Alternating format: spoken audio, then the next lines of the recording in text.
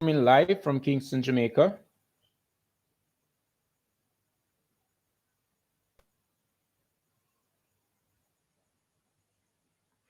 Streaming live from Kingston, Jamaica. It's CSEC Biology Live with Mr. Wilson. I have been working on a number of new products, and I mean, working on new products come with challenges. So you would have seen I started the show earlier. I have a new software that I am trying to use to be better able to reach you. That's our prime minister. He's my neighbor, and that helicopter pass here, like very often. That's the prime minister for Jamaica. He's my neighbor, so this helicopter will pass several times for the day. Like I was saying, Otisha, Amari Lawrence. I was here earlier. I was on time for the show, but I'm going to be telling you what was the challenge, and I am not going to promise that we are not going to have that challenge, because the resolve is that I must be able to better serve you guys. Now, the challenge I had just now is that I procured a software yesterday. I started learning about the software yesterday. It is a software that would allow me to share my computer screen with you, so that while I teach, you could see on the computer screen what I am doing. And for those persons who need to take notes or get example, I could share like a screen with you and so on. That is what the software is supposed to do. However, the software is allowing me to see myself, but my screen is not sharing. Now, it is not a problem of the software. I think it's a problem with me. I really don't understand the software. It is like a new software to me, but I am really, really resolved that I'm going to be allowing you guys to see my computer screen. I'm going to allow you guys to be a little more intimate with what is happening, more so for those persons who would like to get some notes. I would like to see some diagrams. I would like to see some of my animation slides.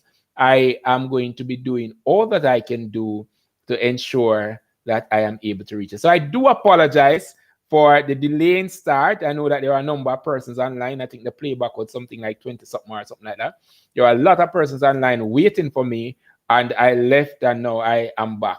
What I had to do to get this show going, to show you my resolve, I uninstalled the software, and having uninstalled the software, I restarted my computer, and I'm going to go on with the show. I'm not going to reinstall the software tomorrow because I have a number of videos to send out, and I don't want to shut down the system and all of that. And I don't know that I can get it up. I'm going to get some more training on that software before we get going. But it is another wonderful evening. Of course, it's Mr. Wilson, Biology Live, Biology HSB Live out of Kingston, Jamaica.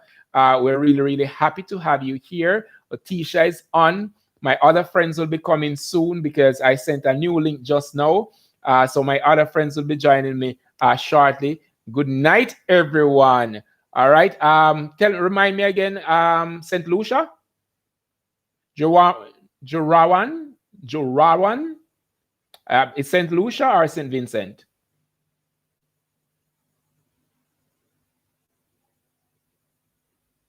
Oh, Trini. Oh, you're a Trinidadian. All right, never mind. I know you've been here before. That's why I asked if you are from. Welcome to the show again. Thanks for the patience. I am always trying out new software. That is what I am telling Otisha just now and the other persons who are listening, because I want you to be able to see my computer screen as you were in a classroom, and of course to relate or make notes or screenshot what is happening. So I procured a new software, but I'm not too savvy on that new software as yet, but I'm going to be working on it. And I promise you that when we get back after the holiday, you'll be seeing my screen. You'll be seeing new things for the software. Not that I'm monetized yet. No, I'm not monetized. But teaching is my thing, you know? So I invest a lot in teaching. All right. If you're here and you are ready to go, type something in the chat. No, Mr. Say there, and let's get going. Type something in the chat. We're going to be looking at the food chain, the food web.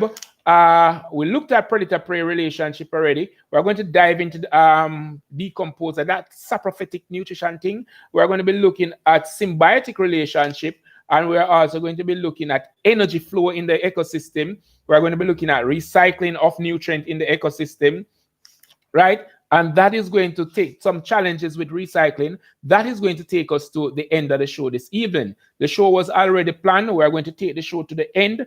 When we're finished with this part of the show, Nitisha, when we're finished with this part of the show, which for our next show next Wednesday, I am hoping that we'll be able to start resources, renewable and non-renewable resources. But we have been going good so far, despite we had about 2 or 3 hiccups. 2 times it was a telecommunication company, and probably 2 times it was my fault as well, toying around with software and kicking myself off the internet and all of that. But I think 2 other times it was a telecommunication company. But it doesn't really matter. We are here. We are good to go. I am happy to see you. I'm happy that you continue to choose Mr. Wilson CSEC Biology Live. And this is the place we're going to be. All right, so I'm going to be starting off a question. The questioning with a simple question. I'm going to start with, what is a food chain really? What's your understanding of a food chain? All right, what is a food chain? What a food chain really represents? All right, just type it in the chat for me. What a food chain really represents. That's what I want to go with this evening. And I'm going to be standing up with my little markers and so on to kick off a number of things. All right. Remember that my food chain, they usually come with letters, right? Because when you see an organism on that exam that you don't know what the organism is, I don't want you to say, oh, I don't know what this is. I wonder what him eat and that type of thing. No. And then you will also be building some food chains for me today. You're also going to be building some food webs. I really don't matter if you go to the internet to get some of this information, but I just want you to be able to relate to a terrestrial food web, a terrestrial food chain, an aquatic food web, and an aquatic food chain. So it shows prey to predator relationship. Oh, all right. The question is, we soon get to what it is. The question is, what is your understanding of a food chain? Because I gave you a little thing on food chain. All right, Amoy is saying a diagram showing the flow of food and energy. I like the energy part from one organism to the next. All right, a food chain is when nutrient is passed from one organism to another. All right, you see that definition that Nitisha has? It's pretty much the popular definition. But when you get to the exam, you are in some trouble with this definition, right? So we want to look more at the definition that Amoy has, right? Because if you use Amoy's definition, you'll always remember food. But the thing about a food chain, it really shows the flow of energy through the ecosystem. And if we don't have that definition locked for this evening, we're going to have problem as soon as I go a little further in the lesson. Though, just be mindful of the fact that when I start teaching, I give you some simple things and then I start to build on it and build on it and build on it. So a food chain is a diagrammatic representation of energy flow through the ecosystem. And it's that one-directional flow. Another thing I'm going to tell you is that I'll be going to my syllabus because I'm teaching and I'm sticking to the syllabus. All right? I am really sticking to the syllabus. I don't want to give you anything more, anything less. All right? We don't have time for that. All right? So a food chain pretty much shows the flow of energy through the ecosystem. And it is a one-directional flow.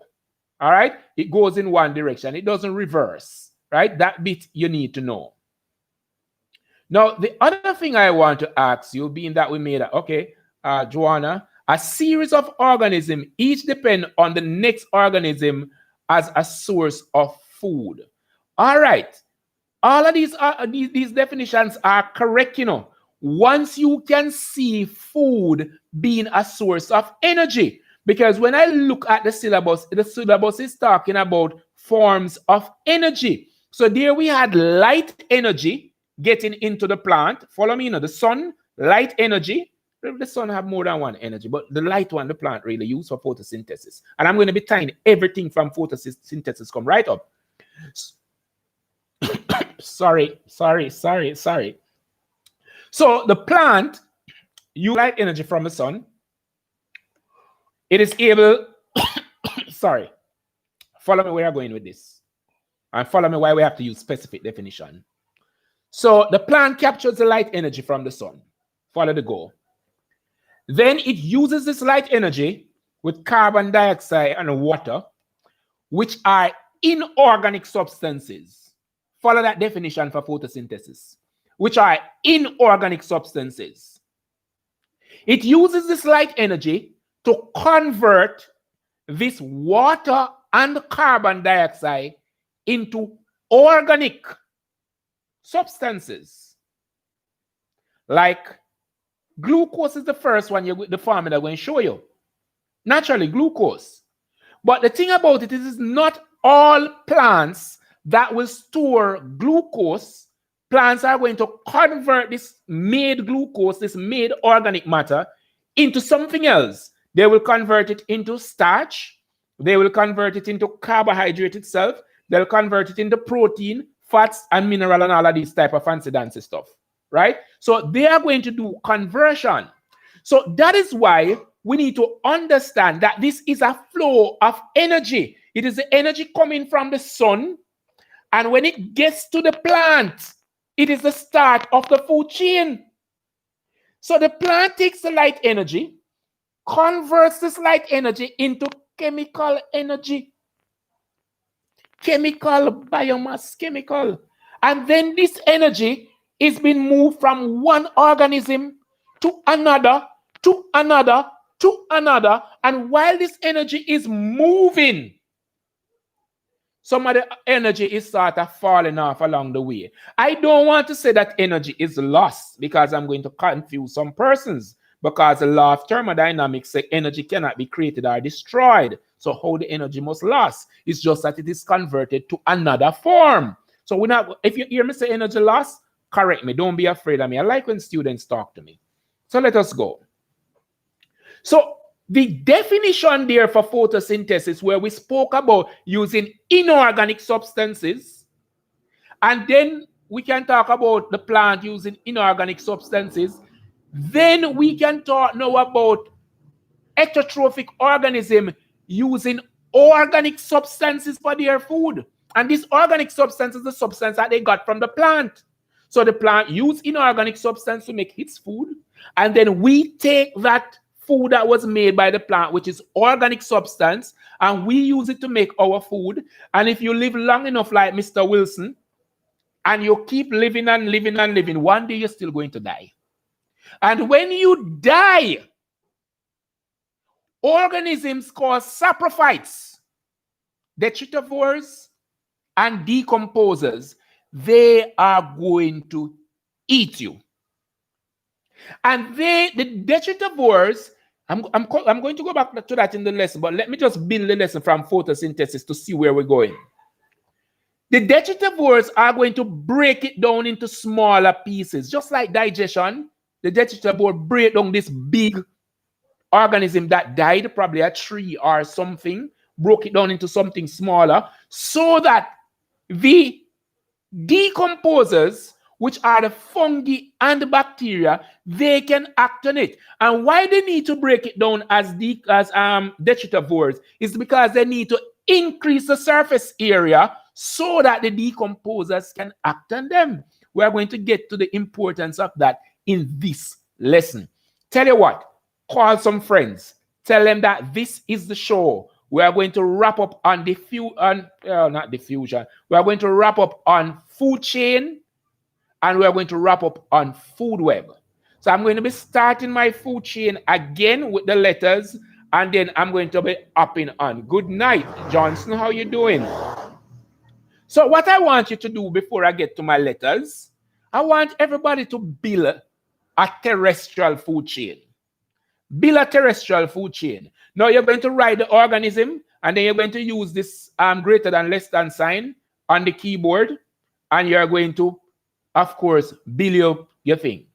Remember that your food chain is not going to pass 5 trophic level. The most it will go is 4, 5. After 5, I am going to show you in this lesson what is going to happen. So build me a food chain, and let us go right into the lesson. We want to wrap up this. I don't want to leave anything on road because I'm carrying the lesson from photosynthesis straight up to which part the things going to go over the dump. So I am going to build my food chain. My food chain is usually just some letters. Ever since I've been teaching, I try to stay away from name of organisms because students are going to stick to the organisms that they know, but the syllabus say you must use organism not only confined to your local domain. So my food chain is going to start like that. It's always going to be starting with a letter. Don't do that for the exam. That's not a good practice for the exam. I am teaching concept, and that's why I tend to do this.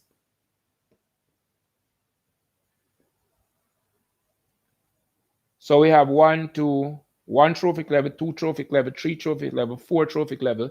I would probably could go 5 trophic level. All right, so that's going to be my food chain. All right.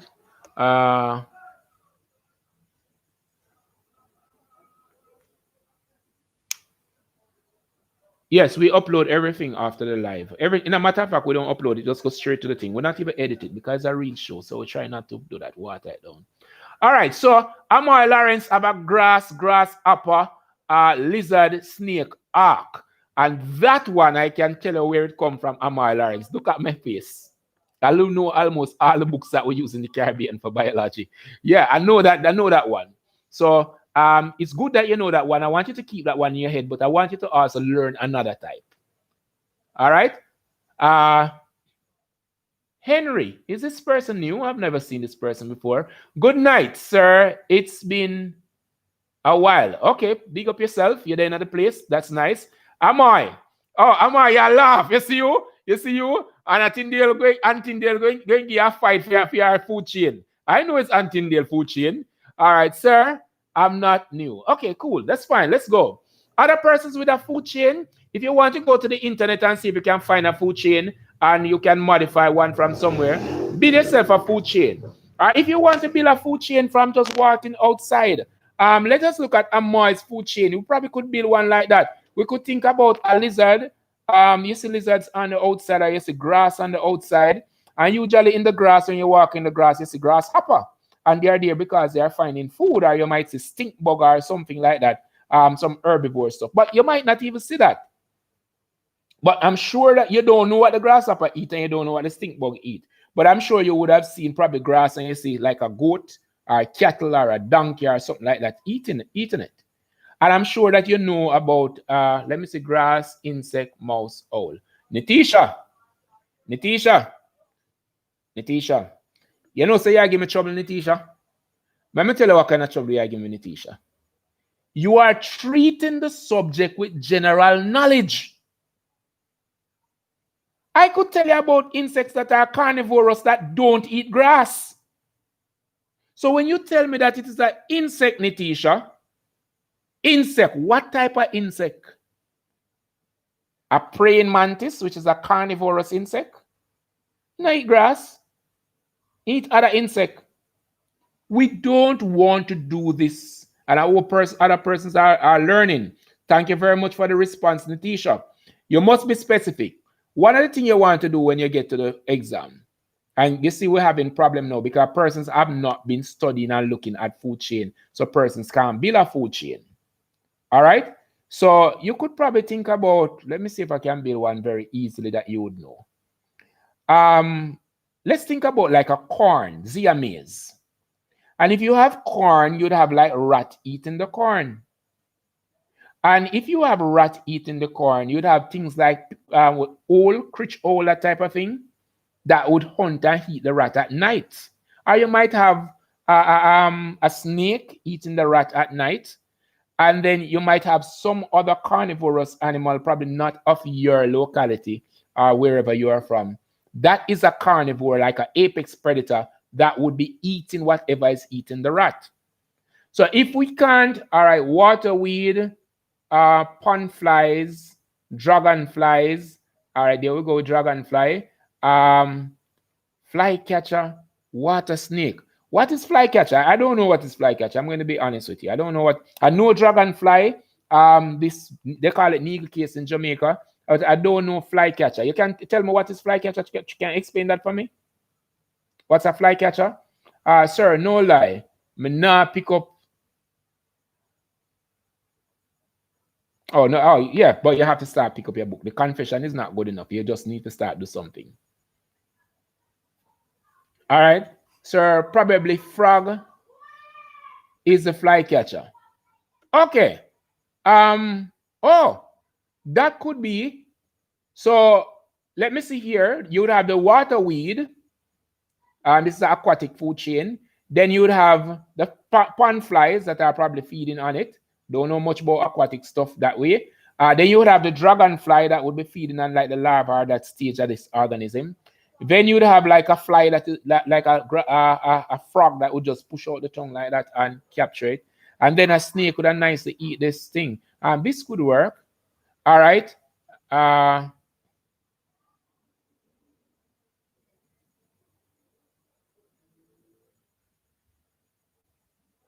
Oh, I don't know the organism. I'm very sorry, but I like that. That's why I like this show. I tend to learn. Okay, so it's a bird. All right, beautiful. I hope that other persons are learning like Mr. Wilson is learning. Very good. So let us look at, I don't know why Barrett deleted whatever she had, but I don't like it. All right, so let us look at this now. Let's get into the lesson. So we need to have a terrestrial food chain, and we need to know an aquatic food chain. Your task in this lesson, whenever I call upon you again, everybody must have a food chain with, I'm going to 5 trophic levels, because I want you to know the organisms. Because in some cases, the 5th trophic level will also come down and feed at the 4th trophic level. All right? So I want, in the lesson, I'm going to be calling back for this. So I'm going to want you to prepare yourself for it, that you have it to give. All right? So let us just recap some of the stuff that we have done earlier. Those persons like Amoy and Johnson, you don't have to do this. You would probably have to look at aquatic and a terrestrial food web. Guys, you need to know these. You need to be able to identify some organisms like that. I have never ever seen the syllabus ask anybody to build a food web from them head. They always give you a table with the organisms, and you pick the organisms out and so on. And I'll show you how you do that sometime in the course. All right, so here we have, again, the first organism is what? Write it in the chat very quickly for me. First organism is a?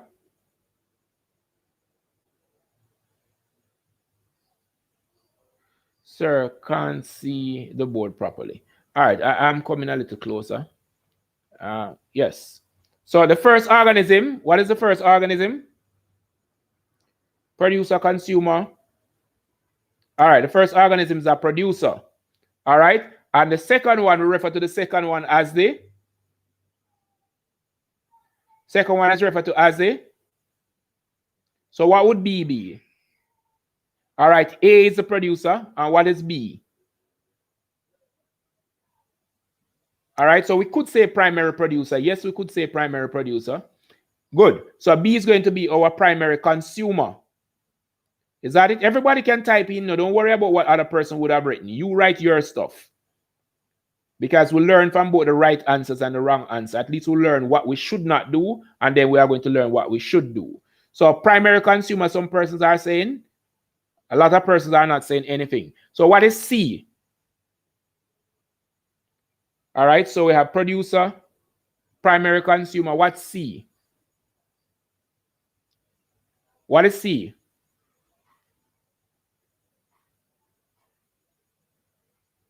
C?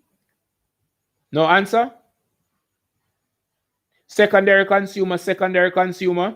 Anybody else? Anything else? Secondary consumer, secondary consumer. I want everybody to be a part, you know. Secondary consumer. Any other answer? Any other answer? It's fine to be wrong. I keep saying that. Any other answer? Primary consumer, secondary consumer. Okay. All right. So this is primary. Primary consumer, secondary consumer. So what's D? What's D? D. What is D? D as in dumpling. What's D?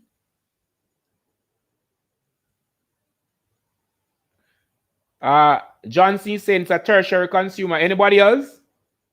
What's D? Amoy saying tertiary. John C saying tertiary. Anybody else? What's D? All right, good. So D is going to be our tertiary consumer. So what's E?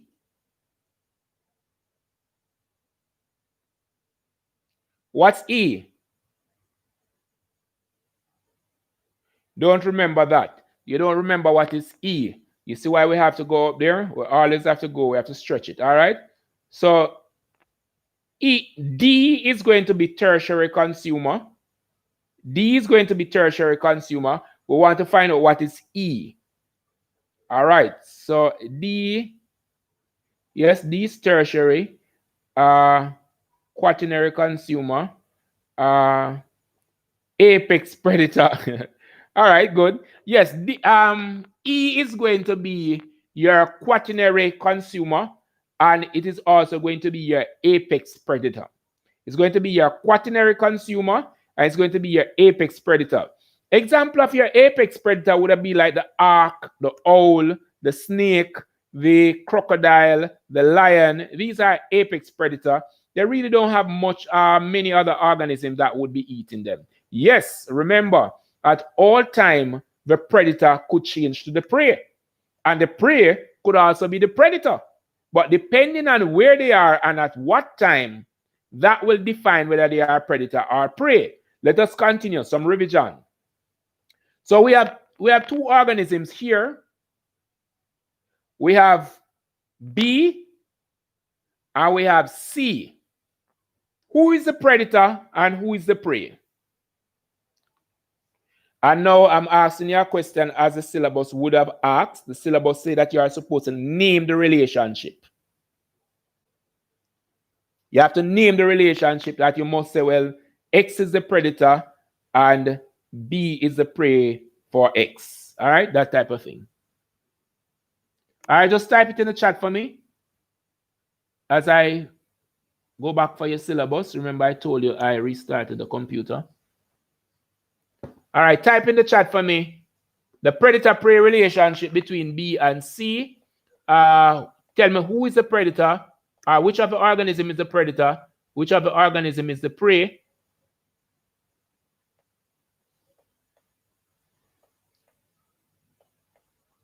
All right, you should be typing. I am scrolling through. I'll be back there in a bit. This evening is going to be a good evening. Don't worry yourself. I'm not going to mess with anything at all to cause any problem.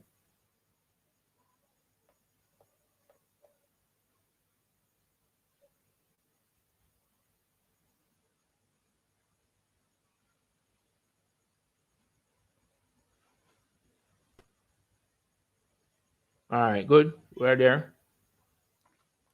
All right. Good. So you have been typing away. So E is the predator and D is the prey. All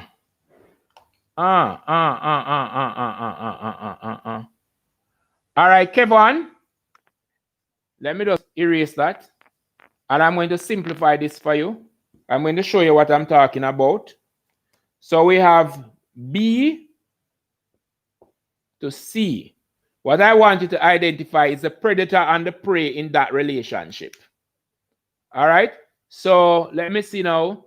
B is the predator and C is the prey. B is the prey. B is the prey and C is the predator. That's from Johnson. And then we come on down now and we are saying that C, Amoy Lawrence is saying that C is the predator and D, remember working with these two, because I realize that it seems as if you're not hearing me well. Persons are saying B and D and we're getting all mixed up. All right, so Atisha Gray is saying B is the prey. B is the prey. Kevin Mackenzie is saying that B is the prey and C is the predator. All right, so we want to find out what is the predator and prey. I soon give you the answer. Let us go. Which of these organisms is eating which? Is it B that is eating C or C that is eating B?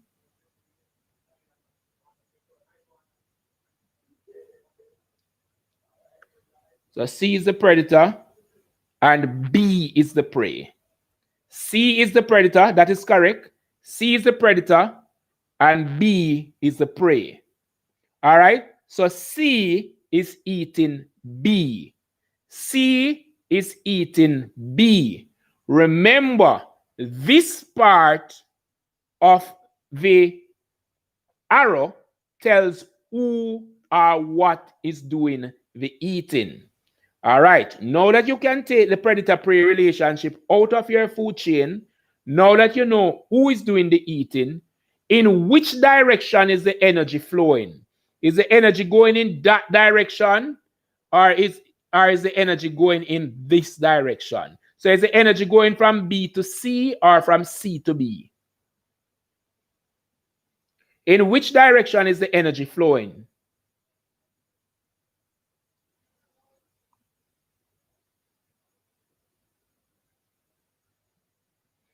In which direction, as it relates to this here, in which direction is the energy flowing?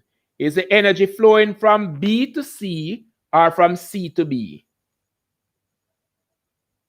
Sir, the energy is flowing from B to C. Alina Johnson is saying B to C, and there's a lot of persons who are not sure which direction the energy is flowing in, and as such, they are not responding. So Leandra is saying that the energy is flowing from B to C. Anybody else with any other answer? Otisha Gray is saying that the energy is flowing from B to C. Okay, that is correct. Now the arrow in the food chain or the food web, it is showing you the direction of the energy flow. It is always showing the direction of the energy flow. So we have identified our predator. When you get to the exam and you have predator-prey relationship, make sure you name which one is the predator and which one is the prey. Don't just say mongoose and snake. Like, what that mean, brother? Them a big bridge in our what? Them drink rum or shop or something? No. You need to say that the mongoose is the predator and the snake is the prey. Don't just talk about mongoose and snake and leave it there. When you leave it there, you wonder if they should get a shot of the Caribbean white rum or something like that. No, don't do it like that. So I'm going to do something. I'm just going to show you a little bit of what would have happened if the exam were supposed to have given you the predator-prey relation, if they were supposed to ask you to build a food web. I have never ever seen them ask persons just to make a food web out of your head. I've never seen that. All right? So they might have two columns of organism. Two columns. I don't even remember what is at the column here. What you need to do before you start building this food web, you need to look at both columns and see. Try the first thing you need to do is to identify the plant. Remember, if on that food web you see the word seed, S-E-E-D, seed, that is a plant, consider it to be plant. If you see the word nectar, consider it to be plant, because don't you see in the flowers of the plant that we get the nectar? So once you see seed and nectar, it's plant. If you see grass, it's plant. And then when you look at that relationship, if I had nectar here, if I had nectar at number 1, and over here, so it shows me that a dranko is feeding on the nectar. It means that the dranko is the primary producer. Why? In this case, a dranko is not a primary producer. So don't go anywhere and tell anybody that. I was just really, really, really extreme for you to get the point. So if this organism is feeding on the nectar, it would make this organism a primary producer. Right? So when you get to the exam, if they're going to ask you to do a food web, more than likely they give you a table. And in the table, you're going to see the organisms that are feeding on each other. And from that, you can look and pencil it out. Start right that one here. What you do in the exam, follow me. That is why you need to know how to represent the trophic level. So when I look and I see that this is the plant, you know what I do? I don't want to start and spoil the paper. So I know that this plant, I write 1 and the little degree sign. That means this is the first trophic level. And then I see this one over here, so now, and I know they can put it anyhow. I know that this is a second trophic level. So when I start write them like that, all the ones that had the 1 and the 0, right? And I put all the one them 1 degree something. I put all of those together at the base. And those that have the 2 and the little something when I in on my table, I'm going to put all of those above the 1. And if I have some with some 3, something like that type of thing, I put those above the ones with the 2. And then after I organize it like that, then I'm going to start writing in the organism. I am not going to write out any big old something and then I have to cross it out and waste the exam time. No, I'm not going to do that. All right. So that out of the way. Do we have any questions? Remember, in the exam, they will give you a food web and ask you to extrapolate data from the food web. And if they're asking you to build a food web, usually I would have seen a table given with the organism, and you now would have to understand the organism, understand their niche, understand what they eat and where they eat and where they are found, that type of thing. And then you are able to build it. Some of the probably more problematic stuff would be like to look at the carnivorous organism, or the parasitic organism, like the dada weed. That would have been a little problem. If you look at the carnivorous thing, like the pitcher's trumpet and the Venus flytrap, by now you're supposed to know these organisms. Last week, somebody said something about turtle when we were talking about a food web, aquatic food web. I did my research on turtles, and I have realized that it is not all turtles that are herbivore. All right? Some turtles are actually carnivore, some are omnivore, and some are actually herbivore. All right? So just within that, and it depends, I think even though they are all turtle, they might have some variation there. So just within that small group, the diet is really different. All right? So we want to be sure that we understand. So when you leave here, make sure you know a terrestrial food web, know a terrestrial food chain, know aquatic food chain, and also know an aquatic food web. All right, so I went through with you last week what would happen if one organism were supposed to leave the feeding relationship. What are some of the likely or possible answers? And I said that it probably would ask you to suggest what would happen, because you don't know what will happen. You can suggest, but when you suggest, it must be something plausible. You can't be suggesting something that just don't make any sense. I'm living in Kingston, close to Crossroad, down close by the movie theater we call Carib. And then somebody that lives way in Trinidad will never come to Jamaica. The big sea missing off at the top of Carib. And then you say, it's somebody from Trinidad, take it. And them never come to Jamaica. They not even know someone see them on top of Carib. You have to use things that are plausible. Hi, Amanda. How are you doing? We're moving right along into decomposers and detritivore. Let us chat a little bit about decomposer and detritivore. I'm going to show you a past paper question that is in my head. I don't remember which year it comes on the paper, but I guess you can understand, Mr. Wilson, that I am bipolar and some people say all sorts of stuff, and you would have your own thing. When we talk about saprophyte, and remember we're talking about photosynthesis, that's autotrophic nutrition. I remember the syllabus, so if you look on the 3 of them, autotrophic, heterotrophic, and saprophytic. So we're going to look at saprophytic nutrition now, just one little beanie partite. Let us go. So in this big thing what we call saprophytes, which are organisms that are feeding on dead and decaying organisms, we can put it into 2 groups.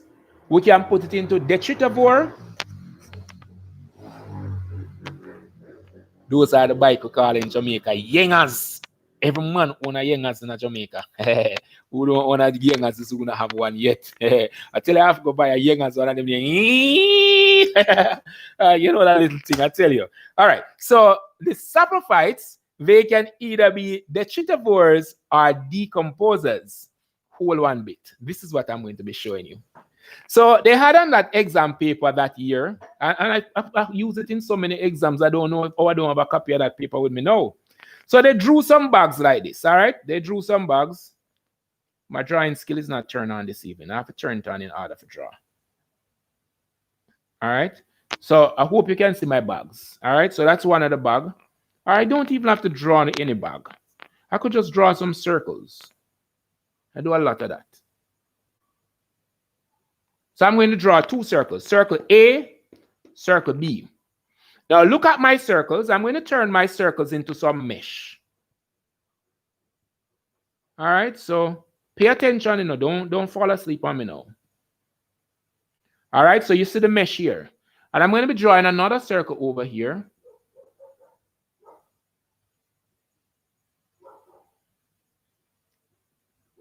Now, this question is a big question. Why I consider this question to be a big question? Because though we are looking at detritivore and decomposer, at the same time, it is checking to see if you did your microbes, the first part of the syllabus. Because if you did the first part of the syllabus, you would have an appreciation for the size of these organisms. So this is our second mesh. All right? It's not drawn to scale. Not drawn to scale. There goes another yingers. Yeah. It's a Jamaica thing. Yeah, I don't know if they have yingers in St. Lucia and St. Vincent and Barbados and Grenada and where did I not say? All right, cool. So you see my two mesh on the back here. Now I'm going to be sharing with you something, and then I'm going to be giving you this past paper question. So you need to look at the mesh. One mesh has, and the other have finer holes. All right, cool. Back to the saprophyte. So the saprophytes can either be decomposers or detritivores. Now the detritivores, they feed on what we call detritus. All right? And they would include some organism in a lab that I have posted on the 7th. Millipedes, woodlice, and earthworm. These are 3 examples of detritivores. Guys, you need to know these organisms. I have pictures of them. I have video of them because I set up a habitat on the outside because I wanted to do this berry lab. So I wanted to study the organism before I could code the lab. So our detritivores are going to be woodlice, earthworm, and millipede. Type in the chat for me if you know these 3 organisms. If you never see them from your barn, go to Google and type in the name and you'll see one picture. And you're going to say, oh, the woodlice are the gray something there. Oh, the millipede are the one that have a whole heap of foot. Oh, the earthworm, the one that with the hydroskeleton and pink and in the soil and just, and then say my hermaphrodite and something. Yeah, that type of thing. All right. So, good night. So, nobody know none of them 3 something that we just talk about. Can you relate to the woodlice, the earthworm, and the millipede? Do you know these organisms? Anybody? Yes, sir. Yes, sir. Anybody else? All right, beautiful.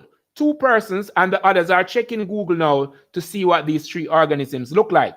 They are the woodlice, the millipede, and of course, the earthworm. Chadwick Grant, no know them. All right, beautiful. I have videos of them, but if you go to YouTube, in my classification stuff, I will put a video of it. All right, so Chadwick, you'll find one day. When you look at my classification stuff, someday I'll put up one. Because I have some videos of them that are video on the outside. Follow me. Somebody waiting on the content and say, sir, you're taking too long. So, the detritivores that I spoke about a while ago, and I wanted you to own that information, so I'd ask you if you know them, that you can go back to prior knowledge or go look on them. So now you look on them. You're going to see why I asked you that question.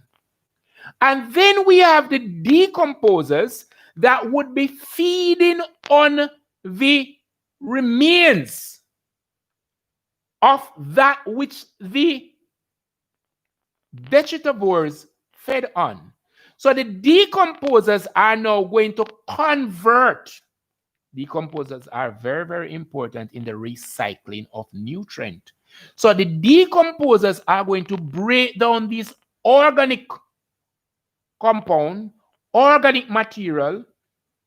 A tree, when it dies, or anything else when it die, it is going to break it down, and the CHONSP, those are all elements. CHONSP.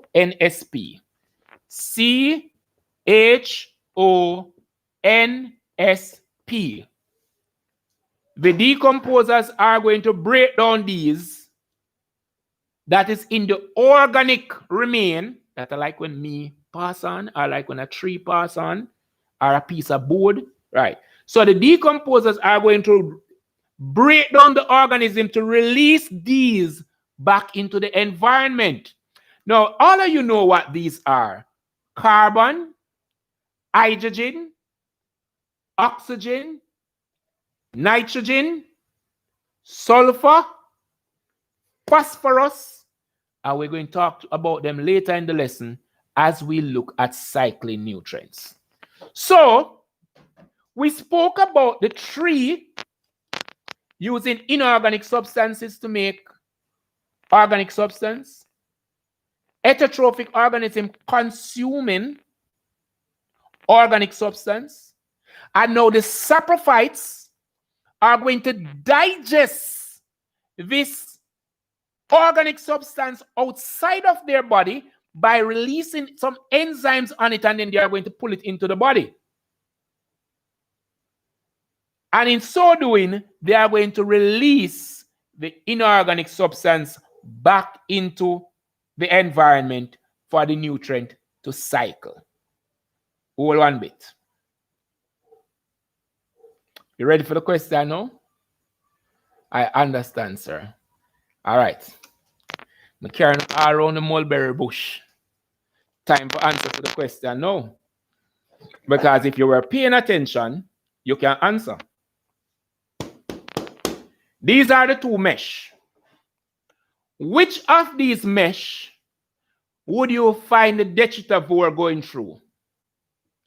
Would the detritivore be going through A or going through B?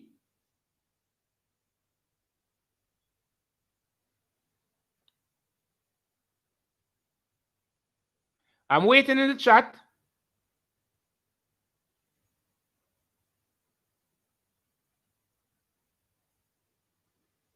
You're saying that the detritivore would go through A? Come on, everybody, respond. Everybody.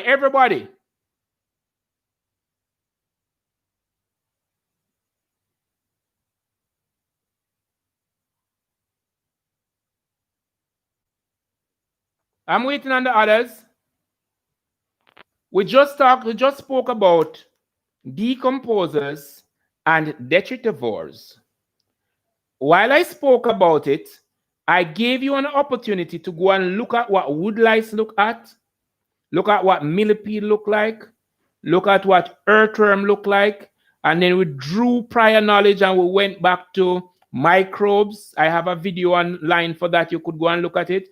And we're asking you, which of these two net would we find the detritivore going through? Most persons are saying A, mesh A.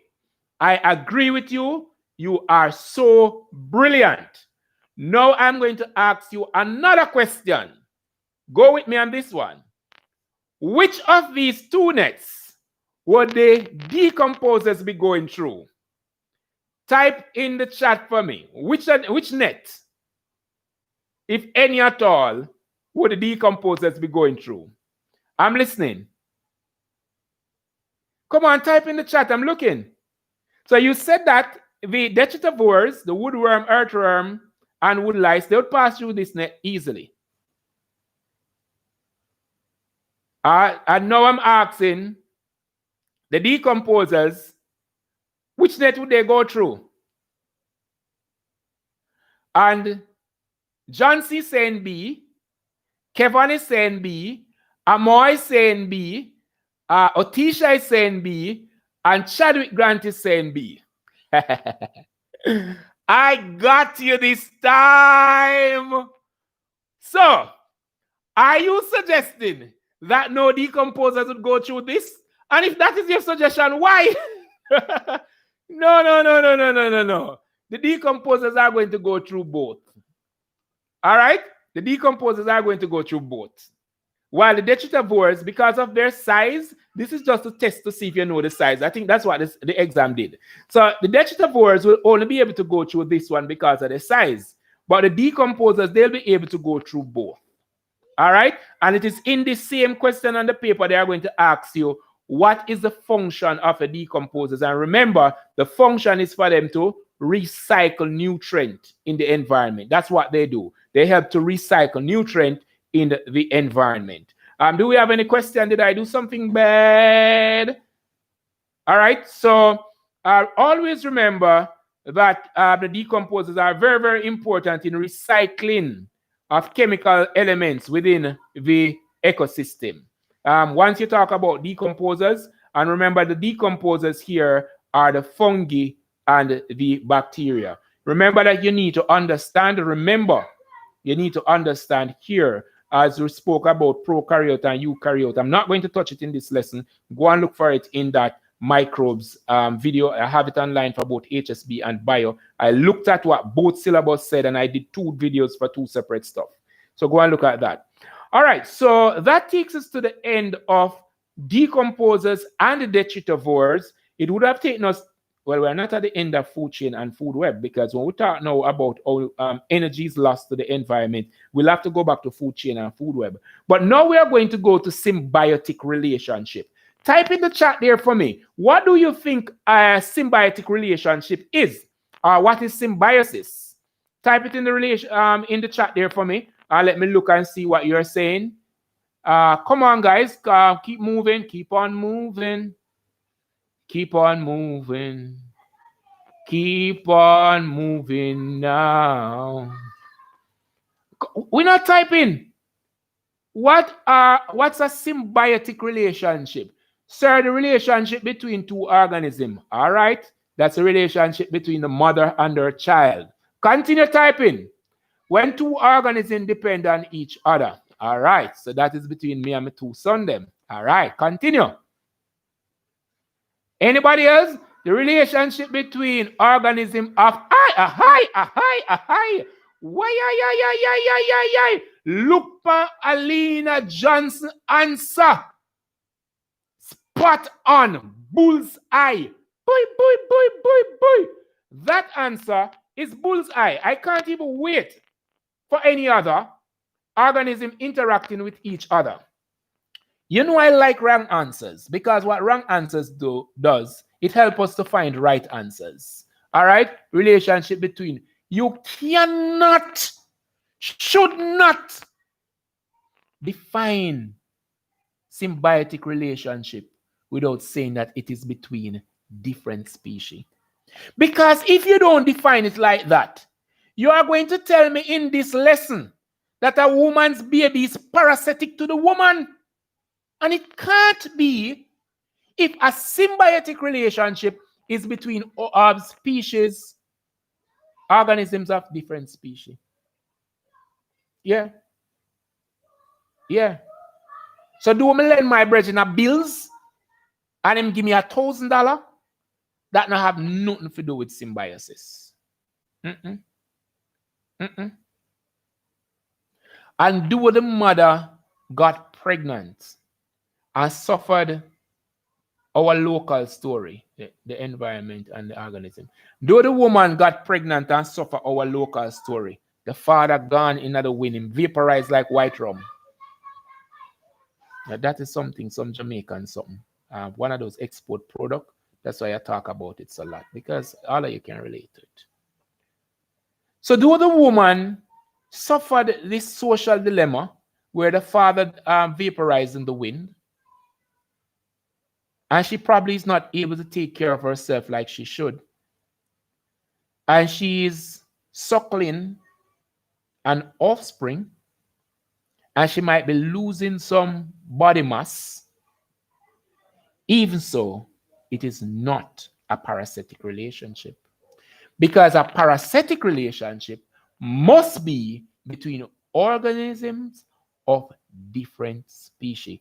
And remember, we spoke about species when we started out, we spoke about genus and we spoke about species. When we talk about ratus are Rattus navincicus. These are two rats, but they can't interbreed and produce a viable offspring. When we spoke about the donkey and the horse producing the mule, when we spoke about the liger, yeah, remember we did all of that. All right, good. So now that we have set the tone for symbiosis, let us move on. So there are really three types, and I'm going to be going to the syllabus now because the syllabus asks us to hit on something specific. And I am going to hit on that specific thing because the exam can only carry what the syllabus asked for. It's not about how bright the teacher is and give you all of these fancy stuff over the place. It's what the syllabus asks for, the syllabus will test you on. So there are three symbiotic relationships that the syllabus look on. There are many symbiotic relationships. Let me make you know that. So as you go higher in a biology, you're going to start learn about some other type. Don't say that you think are only three. Don't be fooled. All right? So the three that we look at is parasitic relationship, commensalism, and we also look at mutualism. So a parasitic relationship, a commensal relationship, and the mutualistic relationship. Now, the examples that will be provided, if I correct you or if I have to give you, are usually ones that appear on the exam paper. For example, for parasitic relationship, the syllabus spoke specifically about lice and ticks. The syllabus says you should use a local organism. Lice was a problem back in the early part of Jamaica, probably the 70s, 80s, and they had a rule that students had to cut their hair to school, and they used to take set on Rasta and so on, because it's a Rasta used to carry lice. Not like Rasta, it has nothing to do with Rasta and lice. So the syllabus is a regional exam, so that you want to eradicate some stuff, the best thing you do is to pass it through schools. So lice and ticks, when you go to the farm, everybody get, I don't know if Otisha have ticks over there in Guyana, or my friends in St. Vincent, or Grenada, or St. Lucia, or Trinidad. I don't know if you have ticks over there, but we have ticks out here. We have some flat one we call flatty croc crocs. Always going to places like these. Yeah, they really bite really hot. All right, let us just dive into the lesson after I talk with all of that meeting. You're rested and ready to go. What is a parasitic relationship? Fire in the comment for me. What do you think it is? What it is as a fact? Wrong or right, it doesn't matter. What is important is that you attempted, and if you are wrong, you'll be right after today. What is a parasitic relationship? Type in the chat for me. What do you think a parasitic relationship is? Wrong or right, it doesn't seriously matter. What matters is that you tried. Provide a number of organisms for which to construct. Also, when I give you a test, I will give you that. I look for that paper. Construct a food chain using organism in each habitat. That would have been terrestrial, and I'm talking to myself. Identify from each habitat, herbivore, carnivore, we did that already. Identify from each habitat, predator-prey relationship. Terrestrial, arboreal, we did that. Construct a food web to include different trophic levels. We have done that. Student may be required to interpret a food web containing unfamiliar organism. We use the ABC something so that you can have an appreciation for the organism. Explain the role of decomposers, mold, and bread.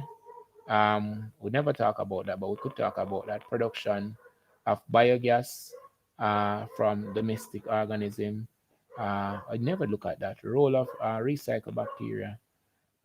Convert complex. We spoke about that compound into simple substances. Yeah, we spoke about that. But it probably wants us to look at the action of mold on bread, breaking down bread, and it also wants us to look at the production of biogas from domestic organic waste material. Now we're at, I keep typing, I'm coming, simple treatment of symbiotic. That's where we are now. So it's just one thing that we did not touch. And let me come on back over. So I'm back with you. I will touch that after I read what you have on the screen. Yes, we do. All right. Sir, a relationship between organisms where one gets harm and the other benefit. And one organism gains, that is the parasite, and the host is harmed. All right, Nitisha, you come back nice on them. Step out on them in your clean clothes, girl. Alina Johnson, one of the organism, the parasite, yes, will benefit, while the other host will be harmed. All right, go on. Alina, you're out now, your clean clothes. All right, Chadwick, only one organism is benefiting from the symbiosis, from the symbiotic relationship. One is being harmed. But is when a parasite feed off the host, the parasite benefit, while the host does not gain. This is playing it safe, Leandra, and safe is not always good. All right, so I want us to look at Alina Johnson and Nitisha's answer. If you observe, they named the organism, they spoke with authority. They said the organism that gained, they could tell you who is gaining, they could tell you that it is the parasite itself that is gaining. They could also tell you what has been harmed, the host. Right? Now, it is very important that you get yourself to that level of knowing. H-O-N-E and O-W-N. Get used to those two words. Own and own. H-O-N-E and O-W-N. Make sure that you have those two things locked for your content. Owning the content and own the content. All right? Knowing the content, and it is your content. All right, beautiful. So in the parasitic relationship, of course, the parasite benefits, and of course, the host is harmed. Now, there are a lot of parasites and a lot of this type of relationship that we could talk about. Now, when we talk about parasitic relationship, we could even break it down into endoparasite and exoparasite. So tell me now, what is endoparasite and what is exoparasite? Tell me that very quickly.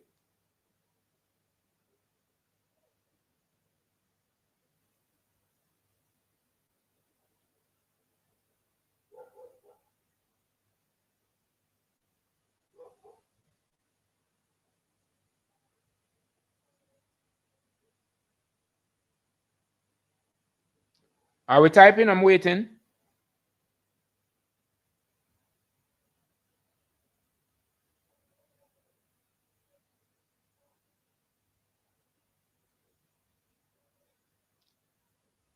All right. When the parasite, so nobody not typing. All right, let us go right ahead. So we talk about endoparasite. We're talking about parasite that would live inside the organism. And you'd understand that a parasite that is living on the inside of the organism, it would have been more protected than one living on the outside. The one on the outside we call an ectoparasite. Now, the ectoparasite, they are usually easily seen in most cases. But the endoparasite, you really can't see it. You will feel it or feel it, have symptoms or signs of a parasite living on the inside, like you might have cramps, you might have rash, you might have bumps, you might have sore. All of this is possible. So the endoparasite live inside the organism. An example of an endoparasite would have been the tapeworm, right? And if you want to talk about anaerobic respiration, it's a good place to start with that tapeworm. All right? So we have to tie in all the content in one and move on. Anything else we have to talk about as the endoparasite and exoparasite? We are going to be moving into examples of parasitic relationship and parasitic relationship like the lice and the ticks. Now, tell me from your local experience, I don't want any book stuff now. How does a lice or a ticks operate? What they do? A ticks, how to say it in the country? You ever catch ticks yet? Or ticks ever catch you yet? Or you ever have lice yet or something to that thing? How does it operate? For it to be a parasite, how does it operate? What can you relate to? All right, tapeworm is an endoparasite. Lice is an exoparasite. Big up yourself.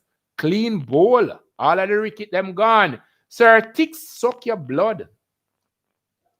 ticks come like vampire. You ever watch a vampire movie with a peg where you go stick him in? Yeah. Ticks, for those persons who don't know, it is this external or exoparasite.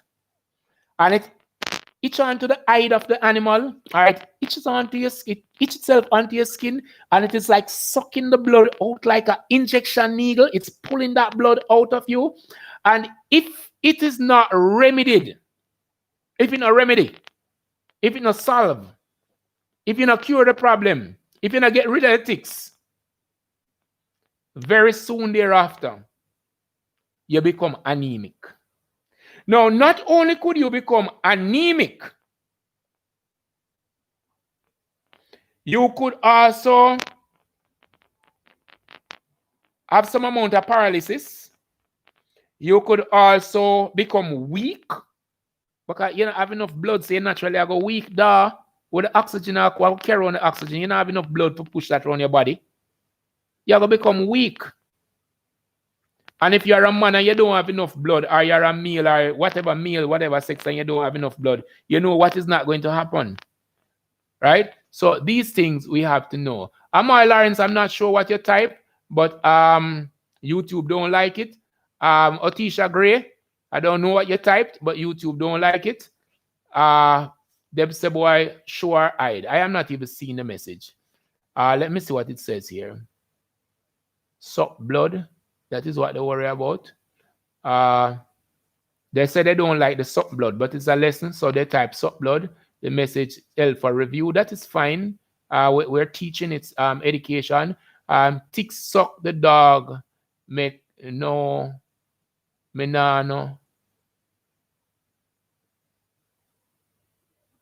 Ticks suck the dogs. Oh, so she's saying that the ticks is parasitic to the dogs, but she's not sure if it is parasitic to human. That is what Otisha was saying, and Amoy Lawrence was saying that the ticks actually pretty much consume the blood of its prey. All right. So YouTube never like how you word it, but that's fine. They don't know if you're tracing somebody or you're attacking the live. If you're attacking the live, YouTube going to block you, and you can't. Nobody can see it, but probably me. All right. So I was saying that if you don't control the ticks problem, it can cause a whole lot of stuff. Your body not going to have enough blood, and if your body don't have enough blood, you can only imagine that you won't be removing waste as fast as you should. The skin is going to become rough and sore, as they would say it, or it would have lesion, as some persons would want to hear, on the skin. And the same, when I say skin eyed, whether you're human or animal or lower class animal, pretty much it is the same thing that would have happened. All right. And it's the same thing whether it is the ticks or the lice, it's the same thing going to happen. All right. So your syllabus wants you to know about the ticks and the lice, as it is for predator-prey relationship. And we did outline a lot of things that will happen. Not only will it take the blood, but after it take the blood, if it's not remedied, you're going to end up with anemia. You're going to become weak. You're going to have lesion on the skin or spots on the skin. And it is also saying that you might have tick paralysis. Right? So you have to be very careful. Now, another parasite that we want to look at is the tapeworm. And the tapeworm, for those persons who did classification, tapeworm is a platyhelma. It's a flatworm, so it's a platyhelma. If you did classification, first part of bio, tapeworm is a platyhelma. So it is this worm, like a long tape, little jointed part, and it lives in the intestine of human, all right, or of animals. And you have to take some medication to get rid of it if you are infested or infected by this particular worm. Now, the thing about it is that it absorbs nutrient from the organism. And while it absorbs nutrient from the organism, the person or the organism that suffers from tapeworm going to have some abdominal pain. They will also lose appetite. They don't want to eat anything because inside of them belly full up, them not have no space to eat anything else. So you have this thing already inside of the belly.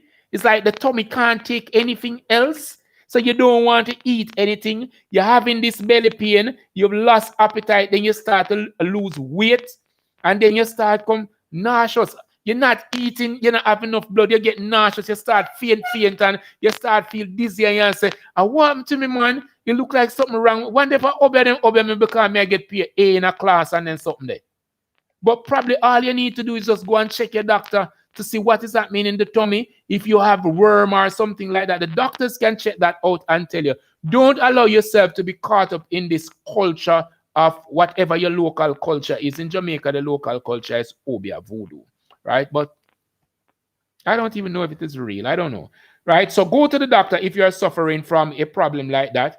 A pig is usually the intermediate host. I don't know if I told you about intermediate host, but the parasite live in a host and often has a vector, and the vector is called the intermediate host. All right, and they are usually unarmed. So the pig, they are saying that here the pig is usually the intermediate host. So the pig is carrying around this tapeworm, but the tapeworm now affect the pig. But you having consumed that and get the tapeworm, then you will be affected by it. Plasmodium. Now, plasmodium also causes malaria. And everybody know that malaria is this wicked piece of sickness that is going to cause some wicked fever. And you're going to have some wicked pain. And the Anopheles mosquito is actually the intermediate host for that. And what it does, it carries the plasmodium, right? The Anopheles mosquito, it carries the plasmodium, and the plasmodium is going to cause malaria. Now that we are on mosquito, I tend to teach everything one time, you know. If you say that Anopheles cause malaria, then the Aedes cause dengue. So the Aedes aegypti mosquito cause dengue. The Anopheles cause malaria. So these are two mosquitoes of interest to you at CXC. So only one you need to remember, the one with the D is the one that causes the D. So the Aedes cause dengue, Anopheles causes malaria. Now we could talk about a parasitic plant that we were talking about last time. Dadaweed, loveweed, stranglevine. It's this orange plant, and it tends to send down some, I don't know, the root-like thing into the phloem of the stem there, and it sucks the sap of the plant, and eventually it will kill the plant. And in some cases, it kill the plant and actually kill itself as well, because there's nothing else to suck. The plant dies, so it die. So you have some persons like that. They are parasite that they, well, it's not so fair to say that people are parasite because it's the same species. But parasitic organisms sometimes do that, all right? So the dadaweed as a plant is also a parasitic organism. The chat has been really, really dormant. I don't know if everybody gone and just leave me alone. Nobody not talking and all of them something there. All right? So tell me, what is commensalism? So remember now, while you type commensalism, we spoke about parasitism, and we gave you an example of lice and the ticks, and that is between lice and ticks. They usually are found in animals and human. We spoke about the tapeworm. I would say that the tapeworm, the intermediate host for that is going to be the pig. I spoke about how it affects you. If it's on the inside, you don't want to eat, you become weak, you become nauseous, that type of thing. I spoke about plasmodium, which is transported or which is carried around by the mosquito, which is called the intermediate host. The mosquito is not affected. However, you're going to have fever, you're going to have vomiting, and you're going to have all sorts of other stuff. The list go on and on. I mean, it go on and on and on and on. We could talk a lot about malaria, but I don't want to jump in a lesson with malaria. All right? So commensalism. What's commensalism? Let me see what you have there. Commensalism. I've seen a book with something that is a little confusing, and I want to bring clarity to it in this lesson. It is not exactly how the person wrote it in the book, but we are going to correct that, and that is why we have teachers and we have books and so on. We have great authors. All the authors are somewhat great, I think so, and I've been looking at some wonderful books.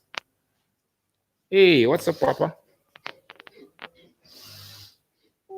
I'm talking to my friends online. You can't see them? You can't see them. Let me show you them. All right. Don't hear him about now. Look. Say hi. Say hi. Hello. Say hi to them now. All right. So that's Anai. That's Anai, my boy. Came to pay me a visit just now.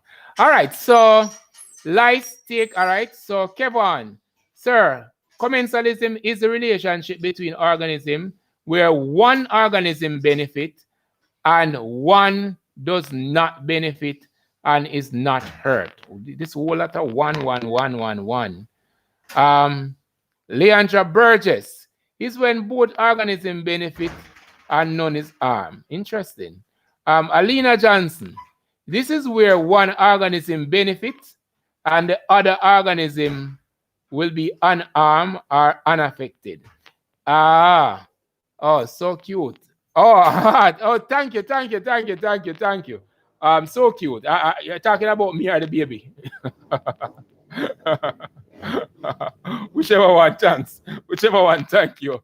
I don't know if I'm laughing at myself when I said, are you talking about me or the baby with so cute? I tell you. All right. Commensalism is a relationship between two organisms where the commensal gain and the other organism does not gain, and nor is it harmed. All right, so I was looking for that word long time, commensal, because I keep getting this one and one and one and one and one and one. Guys, once you start to write like that, one and one and one and one, whomever is marking your paper know that you don't have full control of the content, you don't have authority. You don't have full command, control of your content. So you don't want to be talking about one and one and one and one and one and one and one and one. You don't want to be talking about that. You probably want to say in a commensal relationship, one organism, which is of course a commensal, gain benefit, while the other organism neither gain nor is the organism harmed. So we're going to be looking at some commensal relationship, and the syllabus nicely made mention of some. It made mention of things like, so is commensalism is the mother.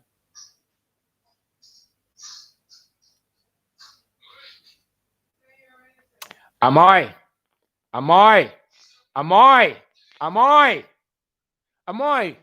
Can you recall that when we started out, we said that a symbiotic relationship is between organisms of different species? And then we continue by talking about the type of symbiotic relationship that we'll be talking about. We said parasitism, commensalism, and mutualism. So, Amoy, you really don't want to ask a question, Amoy. I'm sure that somebody else is asking that question, though, Amoy. Don't kill yourself. No, you can't have that type of relationship between organisms of the same species. So none of these organisms exist between a mother and a child or anything like that. They must be of different species. So the one we want to talk about first, we want to talk about epiphytes, right? And the epiphyte, I think the syllabus made mention of, is the orchid, or you could talk about the bromeliads. Now, bromeliads are some, something what them call pine, will grow up on some tree. Sometimes you see them grow up on the tree, and sometimes them dip on the light wire. They grow on the light wire. Some little thing, and it's not to have water inside of them sometimes. And the leaves have some serrated edge. The leaves can cut, and the leaves are really, really thick. You usually find them like in the forest or where it is really, really cool. But epiphytes refer to those organisms that are growing like on the tree, on the light wire, way up there. They are not on the forest floor. They are not on the ground. They are like up in the air on a branch or on a light wire or on a building side or something. And they are acquiring, they are stretching way up there for the sunlight. Now, you would imagine that the epiphyte being on a tree, it is not really feeding from the tree like a parasitic plant. All that it is there is perched on an icicle limb that it can get some amount of sunlight. And the same is true for the bromeliads. Now, for those persons who don't know what the bromeliads is, just go on over to Google, type in bromeliads, and when you type in bromeliads, you're going to realize that there's a wide variety of this plant. It is really, really pretty if you take some time to like sit down and look at it and have a couple of them. I think, tell you, it is wonderfully wonderful, really, really wonderful. So epiphyte It refers to those organisms, like I say, they sit on a tree and they're way up there, they get support from the tree. The root doesn't touch the soil, they're away from herbivores and so on. Nothing can eat them. And of course, they are benefiting by getting some sunlight to carry out photosynthesis. They really have little shade because they need a lot of sun. All right. So that is one thing that we could look at. The other one we want to look at is the cattle and the egret. And this is a really confusing one. The cattle and the egret. Can this relationship be mutualism or is it commensalism? What do you think? You know the egret, this white bird who walk behind what you call the cow. In Jamaica we call him garlin. It's the same bird named egret. Him white and him have long legs. And sometimes it's perched on the back of the cattle. The same thing you call cow. Or it's walking out there in the field. Or as you start up the lawnmower, you see them coming or cutting grass. Kevin is saying that it is mutualism. What do you think? The egret and the cattle, is it mutualism? Is it commensalism? Or is it parasitism? Somebody might want to say parasitism. What it is? What it is? We're looking at the relationship between a cattle and an egret. The cattle is the same thing you call cow. But it's just that a cow is a female that has given birth. And the word cattle is used to refer to both male and female. And the egret now is this white bird with this long leg that is usually around this animal. And in Jamaica, we call them garlin. All right, let's continue. So, Elena Johnson is saying that it is mutualism when the egret eats the flea of, no, it's the ticks them eat. I don't know, no, it's ticks. I don't know if cow have flea. Well, you can have flea, but it is ticks actually that they eat from the cow, Alina. Artisha Gray is saying that it is mutualism. So I am going to relate to both. The example that Alina gave is a very good example, and you must treat with it that way. So if the egret is actually eating the ticks from the cattle, you understand that the cattle had what type of relationship with the ticks? Tell me. What type of relationship the cattle had with the ticks? What type of relationship there was with the cattle and the ticks? Cattle and the ticks, what type of relationship? Type it in the chat for me. Type it in the chat for me. So it was a parasitic relationship. So if it is a parasitic relationship, it means that the cattle was being armed. Now, if the cattle was being armed and the egret removed the stick from the cattle, then the cattle now would be enjoying some amount of comfort and should be healthy. The cattle should be healthy now. So the cattle is getting some amount of comfort and, of course, his health being maintained, while the egret is getting food. Who doesn't want food? So in that case, with the cattle and the egret, where the egret is eating from the cattle, it is a mutualistic relationship, mutual relationship. However, in the case where the cattle is walking in, that's the yingers again. In the case where the cattle is walking in the grass, and the egret is walking behind the cattle, and the egret is picking at a grasshopper that would have jumped because the cattle moved through the grass, or picking up something that is moving in the grass. Now, that's a commensal relationship because the egret is benefiting from that relationship. The egret is getting food, but the cattle is not benefiting in any way. No, the cattle is just walking through. The cattle is not benefiting in any way. Now, those two are two that are usually on the exam paper, or you might see the remora and the small fish. Now, the remora is a bigger aquatic organism. Be it a fish or a mammal, I am not even sure, but it is in the sea. I say I don't even know because everything in the sea we call fish.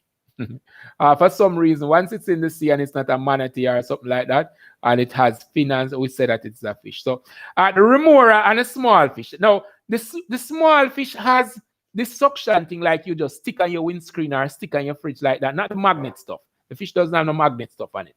So it stick on like a ear suction type of thing, and it follows this organism, follows the remora around.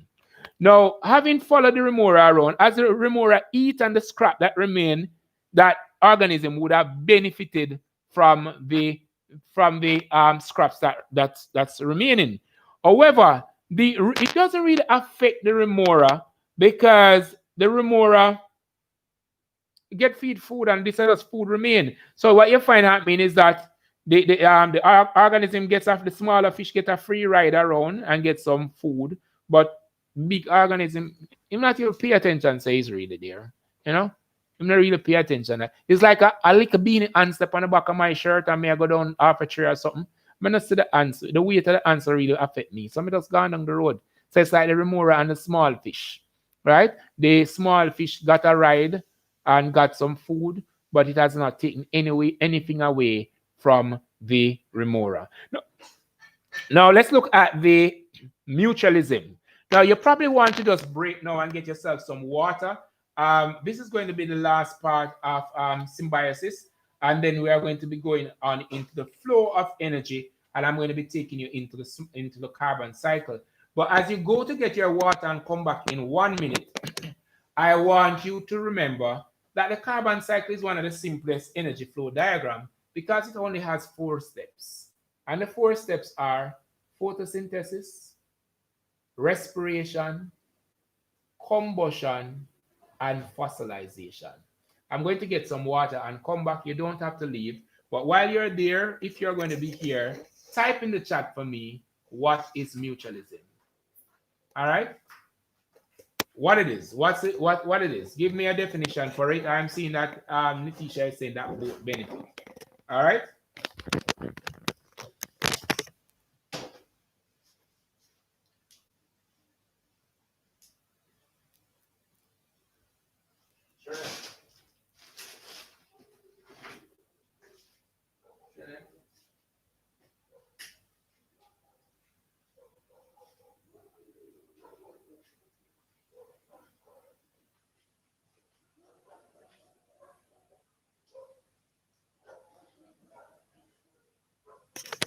All right, so we're good to go again. And I think you should be typing. Only one person type. All right. So with the mutualistic relationship, this is a big one. In this type of relationship, both organisms would be benefiting.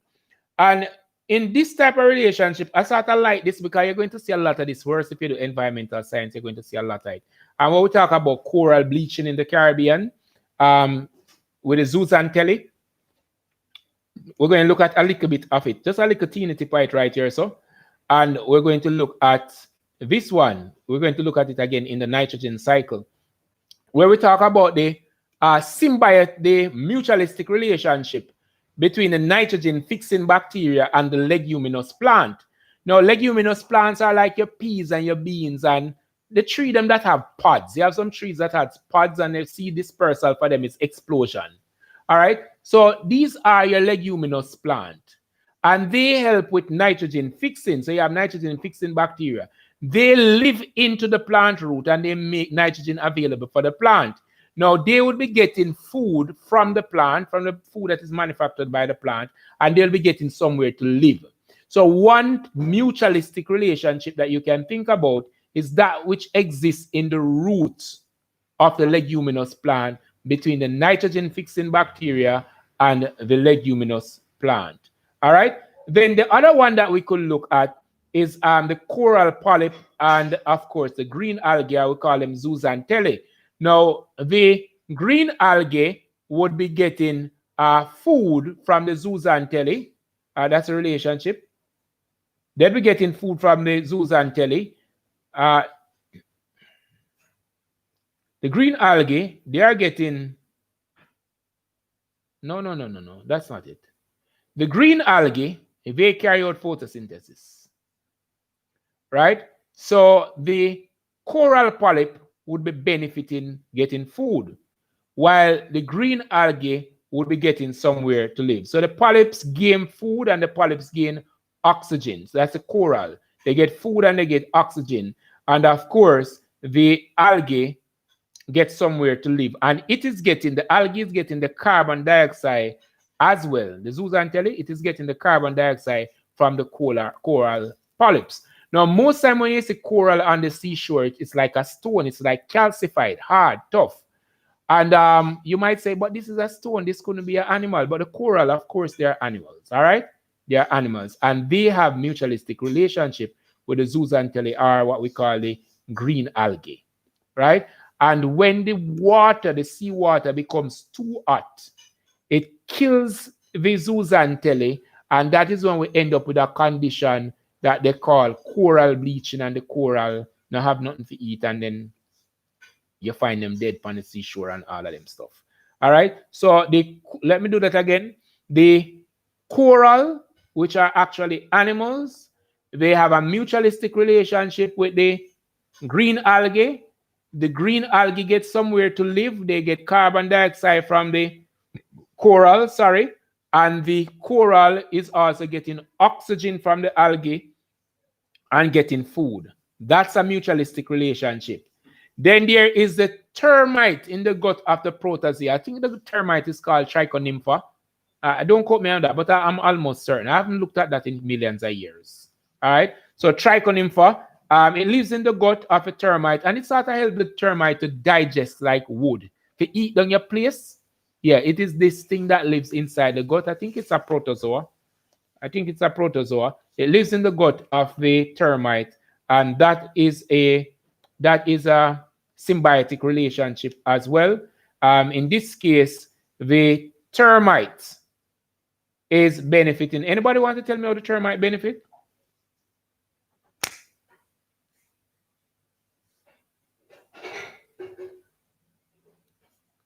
The termite get digested food, and of course the protozoa, the Trichonimpha, it is going to get protection, and it is also getting some food. So it makes it a perfect mutualistic relationship.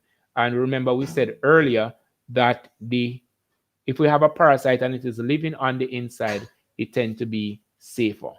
All right, so we are now at energy flow, and we're up and right back into the food chain. We're coming down. I think we're doing better than every evening we have ever had, because we are just about 1 hour into the show, and usually we go about. But you guys fall asleep on me a while ago. Both organisms benefit. All right, good. You guys fell asleep on me a while ago, and I don't like that. So because I don't like that, I'm going to be giving you all some trouble now. You shouldn't have done that. You shouldn't have done that.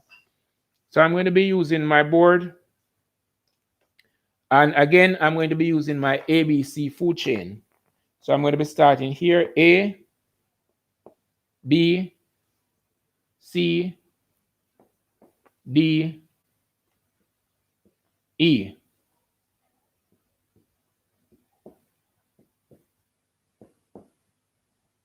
All right.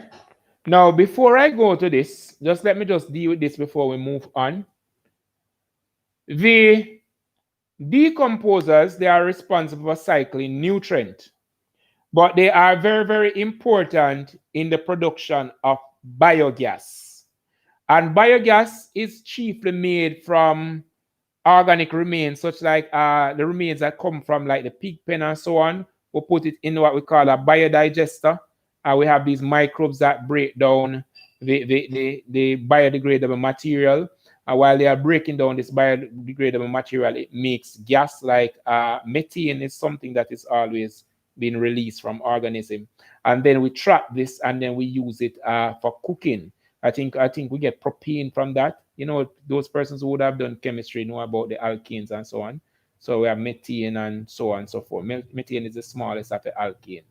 So remember that the microbes also help with the digestion or the breaking down of biodegradable material to make biogas. All right, that's very, very important. One other thing that I should have corrected is the fact that a food web is an interconnection of several food chains, right? And the arrows in the food web, they are showing the directional flow,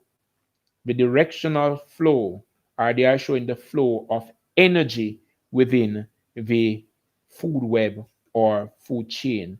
Now, what we're going to be doing now, we're going to be looking at the energy flow within an ecosystem. Now, the syllabus asks specifically, it say that we should have a non-cyclic diagram of the energy flow. So if it is a non-cyclic, it can't go around. It must be something straight like the food chain or the food web. And a non-cyclic diagram, what it will show is that as you move from one organism to another, energy is the energy is reducing. All right. So as we move from here to here to here to here to here, energy is reducing. Now the question is, why is this energy reducing? Now the energy is reducing from here to here because along the way, some of the energy that we collected from here is, I don't want to use the word loss, but it is changed into other forms. So for example, the tree, organism A is a plant, and organism A would have been losing some amount of energy to respiration. Now, if you don't believe me that the organism is losing energy to respiration, just put your hand on your neck like that and you will realize that your neck is warm. So there you are losing some amount of heat energy, and that is as a result of respiration. So the plant here is losing energy because of respiration. Now, some of the plant will also have leaves that fall off, and the leaf will also eventually die. I will soon talk about what will happen down there. So here you are seeing that the plant would have lost some energy, right? So if we started out with probably 10,000 kilojoules of energy, by we get to B, it would have been reduced by about 10%, right? And when we get to B, what does that mean at B now? B is an animal, right? So B is losing now energy to respiration as usual, and it is also losing energy in feces. Because remember, not everything that we ate was digested. So some of the energy, some of the food that you got over here, it has been passed out as feces, and some is also passed out as excretory products. And the excretory products, there are many. You could look at that at excretion. So we're losing energy here in respiration, and some of the plants will die. We are losing energy here with respiration. The feces being expelled, excretory material, and of course, this organism will also eventually die. So we lose 10% of the energy already. We'll lose another 10%. So you realize that it is reducing. We could probably write the numbers on the board. If we write the numbers on the board, we normally start with some whole heap of zeros.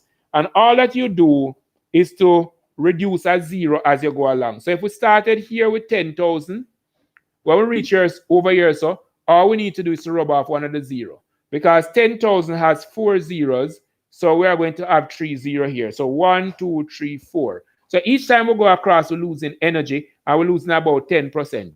So you realize now here we had 10,000. Here we have 1,000. Then when we get over here, how much we're going to have? You want to type in the chat for me? How much we're going to have over here? Type in the chat for me. You guys falling asleep on me this evening now. You guys will have to go in the naughty corner or something. Why are you doing that this evening? How much energy will this organism get? We started out with 10 here. We are losing energy to respiration. How much energy? Kevin is saying 100. Alina Johnson is saying 100. Anybody else? How much energy? Each time we are losing a zero, we're losing 10%. No, sir, I am not doing something. All right, cool. So here we go. 1, I will lose another zero. So it was 1,000, now it's 100, right? So when we reach 100 now, and again, this organism is losing energy to respiration is the first thing, feces, other excretory process, and death. And then, and when we talk about respiration, we're talking about heat energy being lost in, and some of the energy is being used for the animal own purpose. So heat energy would have been captured in respiration, and can also be captured in excretion. And then when we come over here, it's the same thing happening. Then we lose another zero. You see what happened? Just 10 kilojoules of energy we have. And by the time we reach to the fifth one, we have 1 kilojoules. And if we were supposed to have another one, it would have been 0.1. So if we had the food chain longer than this, 1, 2, 3, 4, 5. If we had a food chain longer than 5 trophic level, this organism would automatically become extinct because it wouldn't have anything to eat. It wouldn't get any of the energy. So we start up here with 10,000 and it kept reducing, and all that is reducing. So the syllabus is asking you to have a non-cyclic diagram. So you could go to the exam and see something like this. What you do, you draw your arrows to show how the energy has been lost. The energy has been lost by respiration. The energy has been lost by death, because organism going to die down here. So you're going to have the saprophytes them way down at the bottom down here. So that is feeding at the bottom. And these two are going to be losing energy to respiration. So it doesn't matter whether you are, it doesn't matter where you are on the cycle. Down the bottom there, you are going to be having the saprophytes. And the saprophytes, they are going to be the ones feeding last on your remains as they release that energy back into the environment so that we will have it to use. Are you with me? Any question? Now, the representation of the flow of energy in the ecosystem, I don't feel it this evening. No, something is wrong this evening. Nobody's typing. Nobody's saying anything. Nobody answers. I don't know.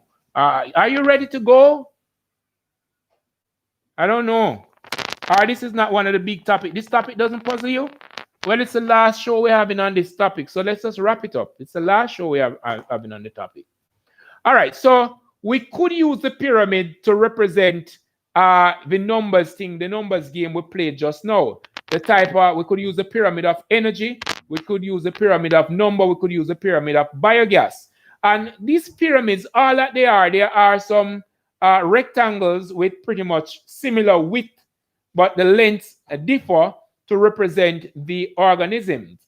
Now, if you don't know how to draw them, all that you need to do is to just draw a triangle like that. And if you draw a triangle like that, all that you need to do is to just start putting in the trophic level. I remember that you're not going above 5.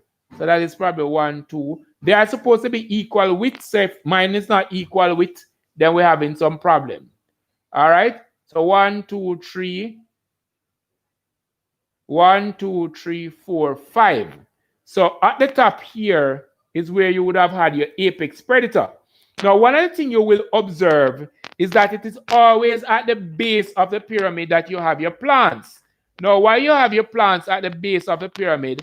It is because the plants are most numerous in nature. You are going to have more food out there for people than people to eat food. So you'll have a lot of plants that organisms can choose what they eat from.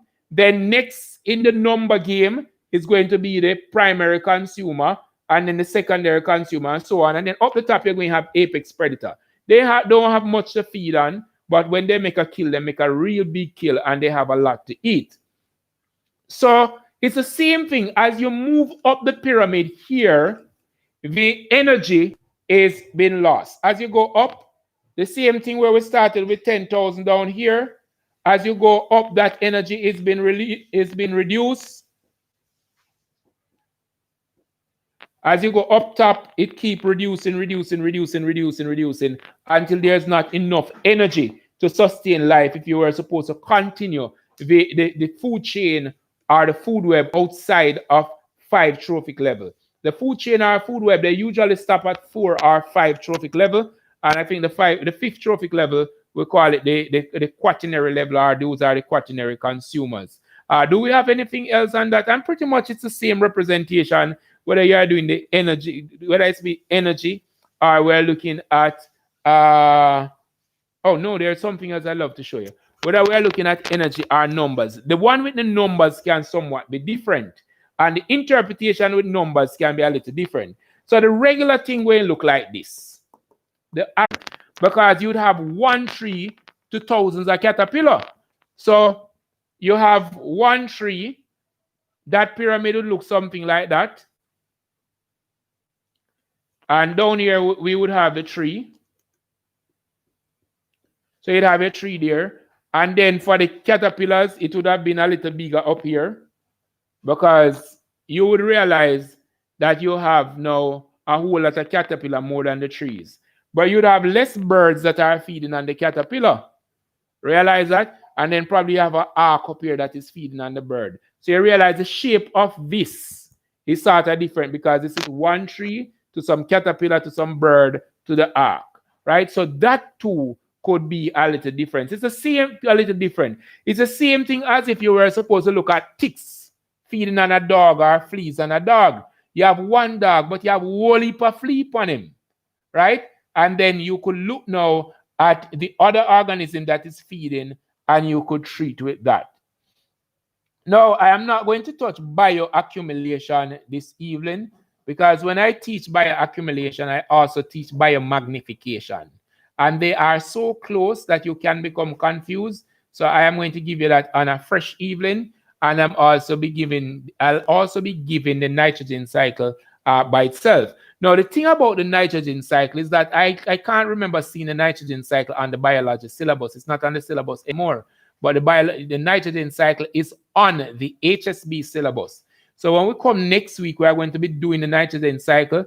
The nitrogen cycle, I don't think it's the most fancy cycle, but we're going to be doing that. Now, we are also supposed to do the water cycle. The water cycle is big, big, big on the HSB paper. You can't quint here and see water cycle on the HSB paper. It's big on the HSB paper. And if you look at my channel, you will see a water cycle animation that I sent out probably last week or something. Make sure you guys, I'm sending out some short video now for those persons who don't have time for the long video and some animation. Make sure you watch my videos and give me just like 1 hour per day. That is not too much to ask, I think. I give you 6 hours per week, 6.5 hours per week. And I'm asking you to watch my videos like 1 hour. I don't know that is too much. And you will be benefiting. All right. So I want to look at the water cycle first. And I could draw a ton of water cycle. Many of them are online. And I have my own. So, no, it come in like me not talk to nobody. This, you know, I don't understand that show here. Some people, nobody not talk. Everybody gone foreign. All right. Not a problem. I'm going to get you to talk now. All right. So in the water cycle, we are looking at a cyclic movement of water. Right? Water must always be in motion for all of us to stay alive. So you're going to have water in the cloud. So we probably could draw a cloud. So we have water in the sky. So this water in the sky, for this cloud, what would be the label in the water cycle?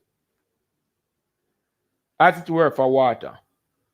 I will probably have a tree over here, so.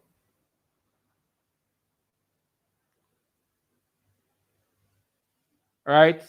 And probably we have a river that came down somewhere here. I will probably have a sea down there, so. I will probably have one goat or something there, so. Yeah. Probably have one animal that feed right there, so. We'll probably have some rain or fall here, so. Probably have one pretty sun over there, so. That type of thing. Water cycle easy, you know, man. Nice sun, I look down upon you. And that sun is like my sun. And over here, so we have one pond. Yeah, one lake. And which part else now? Somewhere way over here, so we have one mountain with some ice cap. You know, some water we're trapping at the mountain. Or somewhere way over there, so we have an ice cap.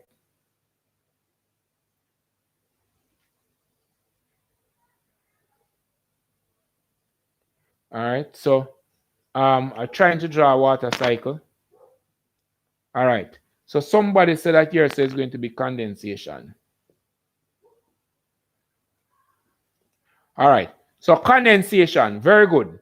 After condensation, what is this now? These things coming down. Now that could have been rain, it could have been snow, it could have been slate, it could be a myriad of stuff. What is this coming down? So here we have condensation, right? We're doing the thing back to front. So somebody say, yes, this is precipitation. So the water coming down is precipitation.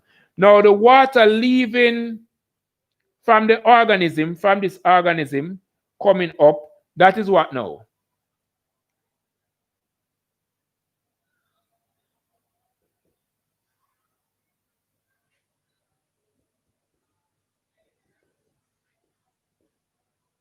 This water coming up from the organism, what is it? What it is? Oh, that is always a big trouble. No, this water coming up is respiration. Respiration, the water coming through your nostril as you breathe, and when you talk, that water coming out. But a lot of persons that are seeing it where this thing mix. So the one coming from the plant, what is that called? The water from the plant, what is that called? The water coming from the plant.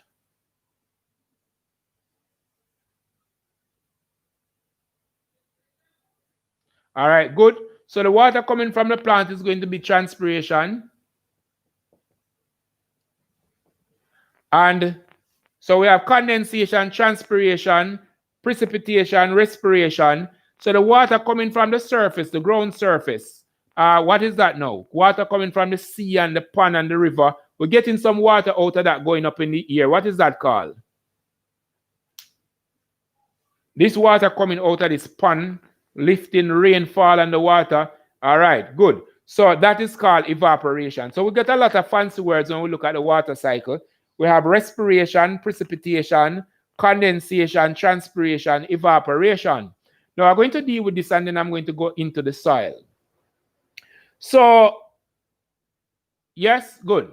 So we have wherever the rain falls, it's called a catchment area. So if it fall up in the mountain or it fall down on the flat, it is the catchment area. Everywhere is the catchment area. Now, when the rain hits the catchment area, it causes runoff, and water will run off into rivers and streams and ponds and so on. And these are going to serve as a reservoir for water from which organisms are going to benefit.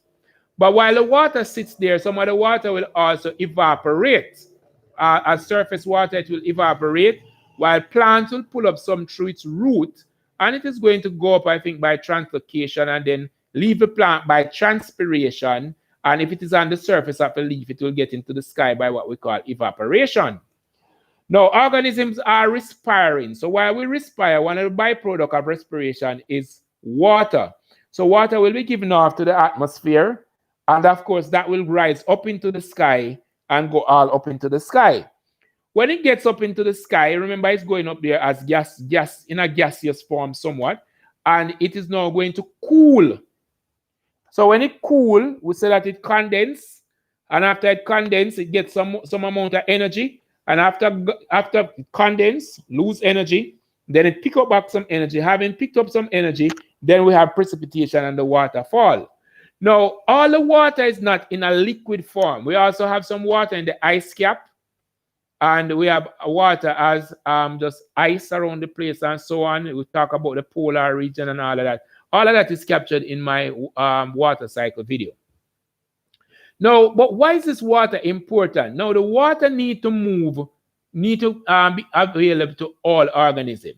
Now, why the water need to be available to all organisms? For example, plants need the water to carry out photosynthesis, so the water cycle must be moving. And the water cycle is powered by the sun because it's the heat energy from the sun that is moving this water all over the place. Now, plants need this water for respiration, for photosynthesis. Animals need this water to ensure that the cells are well kept, well hydrated, and they can also carry out all their life processes. There's nothing in the body or in an organism that takes place in a dry environment. You must remember that even your respiratory surface must be moist. So you're going to need water to be a part of your plasma in order for that to be. A seed to grow, a seed needs water to grow because it needs to be hydrolyzed and they need water to activate the enzymes. So the water is very, very important for both plants and animals, right? So if we don't have rain falling or if we don't have the water cycle, what will happen is that the water will just be at one place and some organisms won't have any water while others will have some water. Now, if you live like in Kingston, when it gets really, really hot and there's no rain and you look at the mountainside is all brown and then you start to see catching fire, all right, because it's like really, really dry and it catches fire very easily. At that time, you are going to see the importance of a water cycle. If we had rain, precipitation was taking place, then we wouldn't have any fire. And in that case, what will happen? You'll see JD flying over there with the helicopter with a whole lot of water boom out in the water and out in the fire with the water and all of that. So water is very, very important, and the cycle is important to ensure that life continues on this planet. We must have water. The water cycle is very, very important. All right. We're talking about water in the air, water on the ground. Now, the HSB student, your syllabus wants us to look at the water cycle, and we must look at water purification as well. But the natural purification, as the water, we would say percolate or infiltrate in the soil, it passes through many layers of soil. Where there are pervious rocks, the water will pass through these rocks, go under the soil, underground, and it will form underground streams. And the water become purified as it passes through the earth, because the earth is really hot and all of that. So it become purified and nice and healthy and so on, unless we had some toxic thing added to it. Now, if the rocks are not impervious, if the rocks are impervious, meaning that they won't allow water to pass through, what will happen is that the water will go down and settle in little cavities, little basins we call aquifers. And these are underground water that your water company in your country, they will dig wells in order to get some of that water to make it be portable water that persons can use. So we have underground water called found in the well, and we have underground rivers as well. If you are in Jamaica, they say that St. Mary is one of the parishes with the most underground river, and they say it's a very unsafe place to live. I don't know. You would have known about the land subsidence that took place at Castleton, where the big section of land fell. And they said that it's a very tricky place to live because it has a whole lot of underground cavity. I don't know for sure. I'm not a geologist, but when I did agronomy, I was told that. All right, so that is pretty much the water cycle. There is more that the HSB students need to know about the water cycle, but as soon as we get to the back of the syllabus, we will get into, no, more they need to know about water purification. What I said about the water cycle now, pretty much that is it. You have a whole lot of water bodies, but we don't need to mention all the water bodies. We made mention of the most important one: rivers, lakes, stream, ponds, ice cap. We talk about precipitation. We talk about condensation. We spoke about respiration, transpiration, and evaporation. That's pretty much a water cycle. So the next thing we want to look at now is the carbon cycle. And when we would have completed we have one other thing after the carbon cycle. That would have been the final thing in this part of the syllabus, which I think is very, very easy. So we're going to be talking now about the carbon cycle. And I feel like you guys are not feeling me, but Sir Sean Nugent, big up yourself. All right, cool. There's a young lady who reached out to me last night from St. Elizabeth in Jamaica. St. Elizabeth R. Trelawney, are you here? Identify yourself if you're here for me.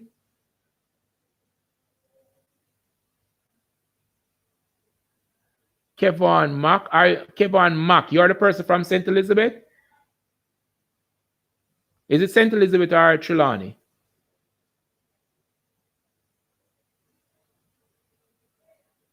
St. Elizabeth or Trelawney?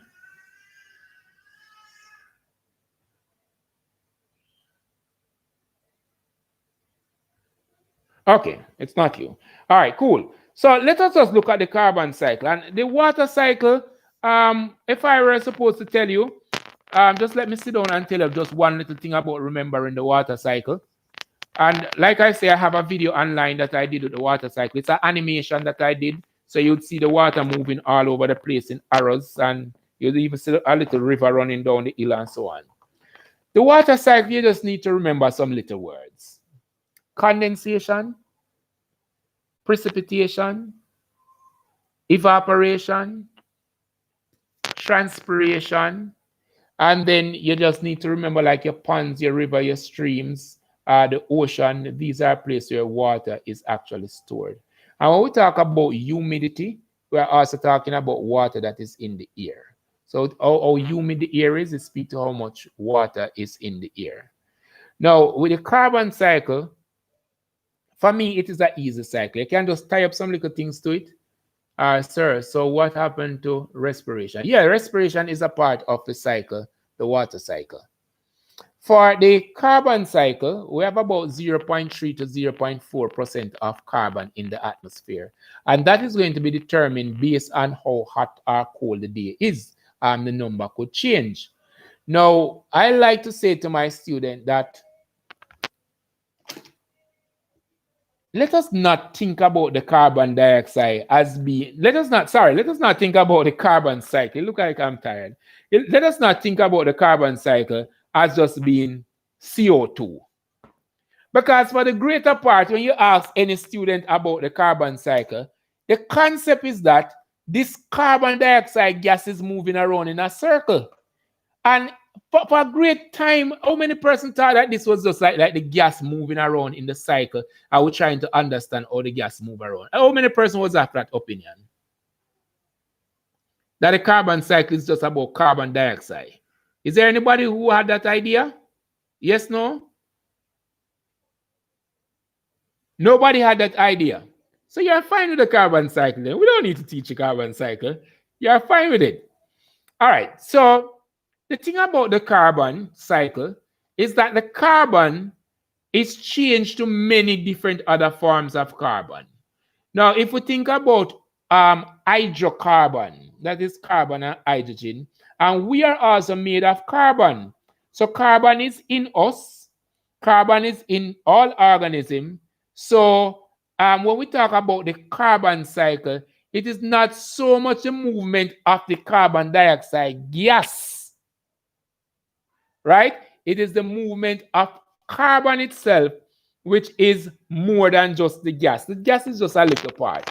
So we're talking about the carbon atom, and we're looking at the cycle of a carbon atom, and we said that it can be converted into many compounds, and carbon dioxide is just one. Like we said, the carbon is stored in organism. We have what is called carbon sink. I don't know if you've ever heard about carbon sink, but I'll tell you what is carbon sink for you to have an appreciation of a carbon cycle. Now, the carbon sink is a concept that they study. The scientists tend to study the amount of carbon dioxide stored in the sea or captured by the sea. And what they realize is that the carbon in the sea was not matching up with what they were projecting. And what they realized is that there were some big trees in the Amazon, and based on the growth pattern of a tree, when they look at the growth ring, the tree have what we call some growth ring, they were realizing that these rings were suggesting that the trees were taking up and storing this carbon. So they refer to this as being carbon sink. So there are some places that carbon is being stored. You could read some more on carbon sink.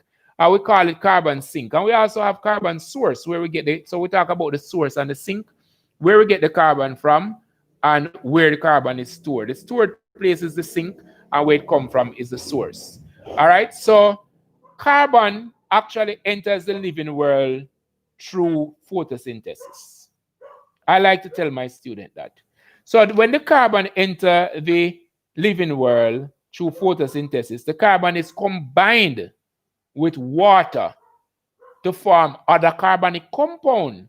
So it is going to form like glucose. All right, and look at glucose. Glucose is C6H12O6. So the carbon coming out here, and then that carbon, this in itself, that carbon there, it is going to form many other carbon, because even if you were supposed to look at CHO, which is carbohydrate, or you could look at CHO, which is fat, you realize carbon coming out. And if you were supposed to look at protein, all this you are seeing carbon coming out. So carbon is moving through the environment, the carbon atom is moving. So we're looking, because carbon is so abundant and it's found in everything, it's very important that we understand how it moves through the ecosystem. So it is not just the gas that we're looking at. We're looking at the carbon atom being moved. So the carbon enters the living world through photosynthesis. Now, you know what happens during photosynthesis, that the plant uses it to make food, right? So it uses inorganic substance to make organic substance. And then you and I go and get a apple or an orange or a piece of cane or a breadfruit or a banana or something from the plant, and we eat it.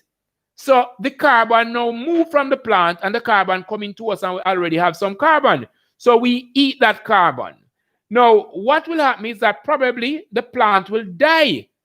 And when the plant dies, what might happen is that the plant might be exposed to microorganisms like our decomposers, and they will start breaking down that plant.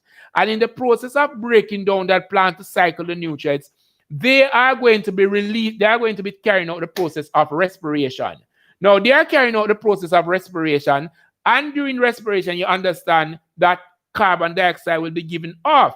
And then there we have carbon now going back into the living world through respiration. So we talk about photosynthesis, then we talk about feeding, and then before we leave the plant, we talk about the death of the plant.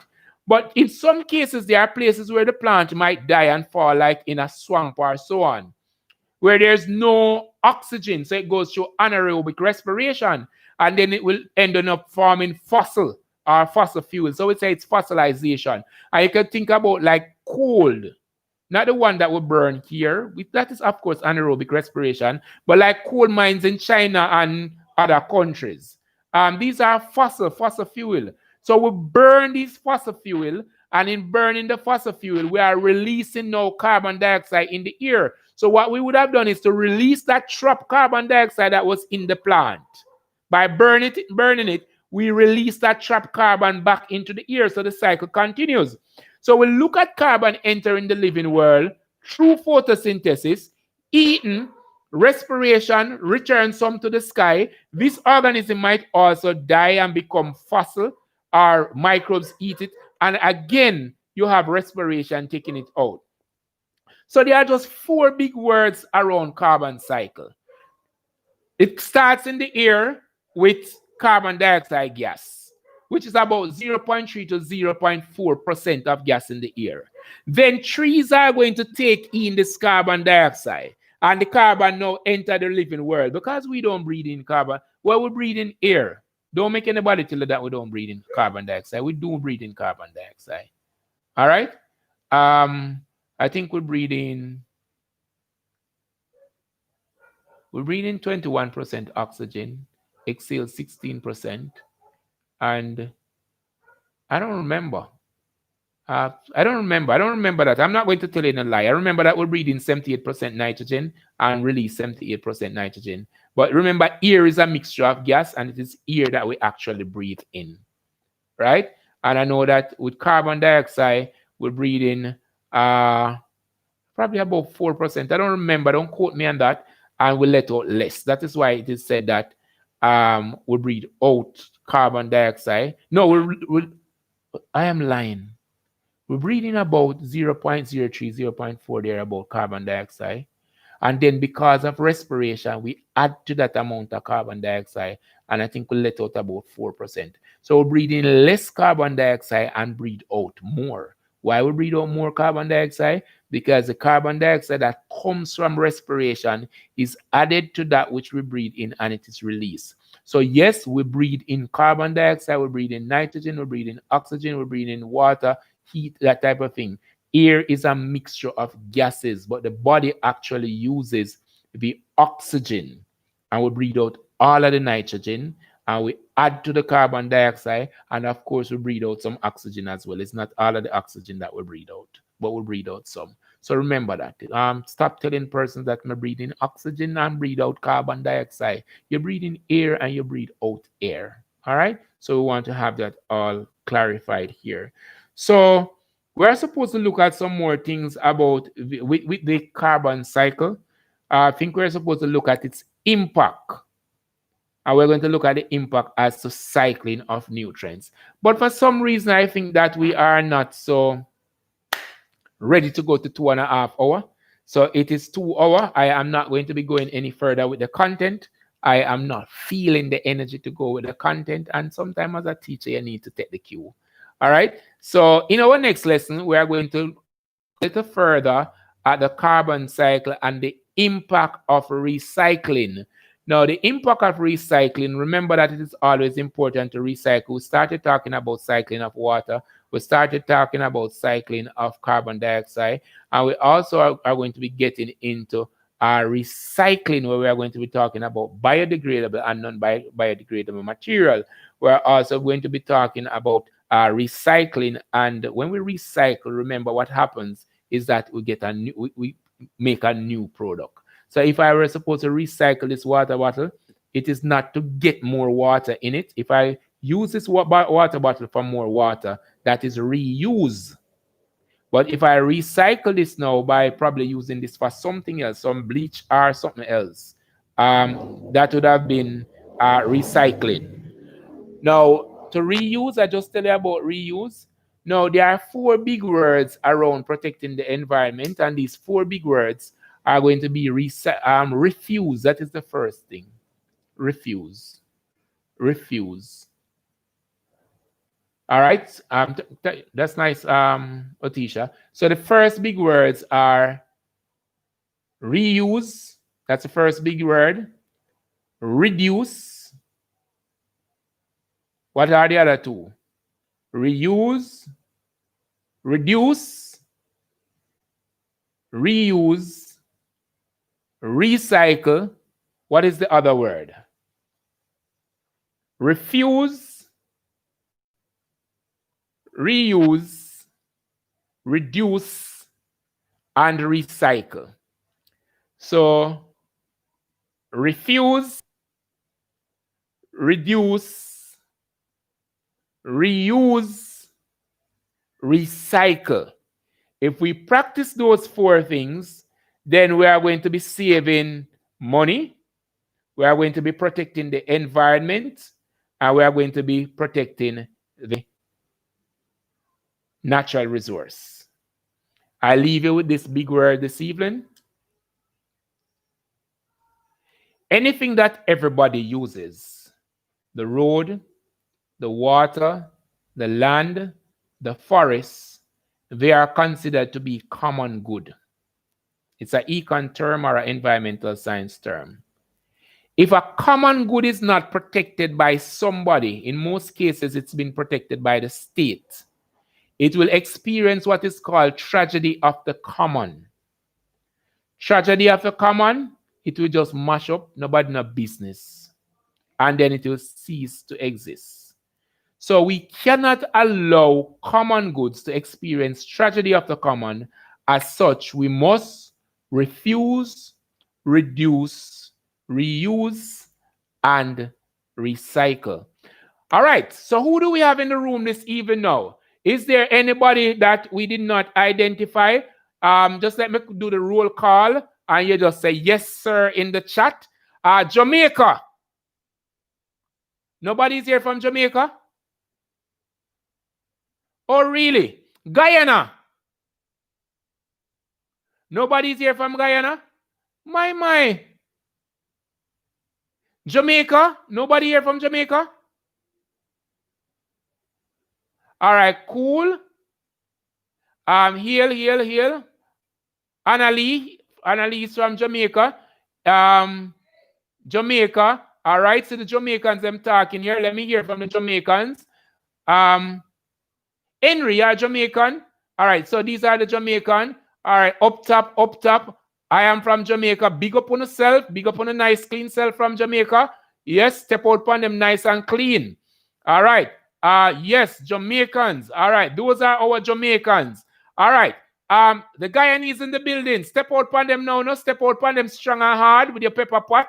You don't know. Oh, Adi Plus. Oh, Henry's a 7th grader. Big up yourself, Henry. When we see the grade 7 them in the building and stand up strong upon people, we'll put them on a platter. Big up yourself, Henry. Yeah, you step out good and we love it. All right.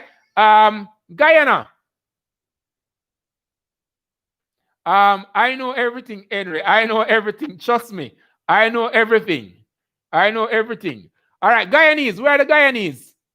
We don't have any Guyanese in the house this evening. Trinidadian. Big up yourself. Trinidadian. Identify yourself, not Trinidadian. Where are you? Trinidadians. Say something now. Big up yourself. We want to big you up. The Jamaicans step out already. It seems Otisha is not here. The Guyanese. We haven't heard from the Guyanese. We haven't seen Tanisha in quite a while. All right, those persons from St. Lucia, are you here? Tanisha is here, Otisha. So Otisha is out of Guyana. Just say your country when you big up yourself. All right, so St. Vincent, St. Lucia, Grenada, Turks and Caicos. All right. I don't know where you are from. So St. Vincent is here. All right. Step out on them, St. Vincent. Big up yourself. Thanks for being here. Which other Caribbean island is represented this evening? Alina is always here. We love that. Alina, Otisha, we love that as well. Tanisha, tell her that we're longing to see her. The Grenadians, are they here? I know that we had some persons from Trinidad earlier when we just started the show. And then we switched channel and all of that. But I told her that the show would have gone this evening. Whatever I had to do this evening to get it going, I would have. All right, so big thing. Just one thing would have to discuss, and is, of course, the difficulties encountered by recycling. And that is easy. We're talking about money. We're talking about transportation. We're talking about sorting, hazardous chemicals, and so on. Facilities to do the sorting and so on. So St. Vincent in the house. All right, so it seems as if everybody would have left. Not many persons are here this evening. Mr. Wilson is, as usual, grateful to have you with us. I continue to do my best to reach all students, those who are from Jamaica, those persons who are from overseas. I must shout out this evening.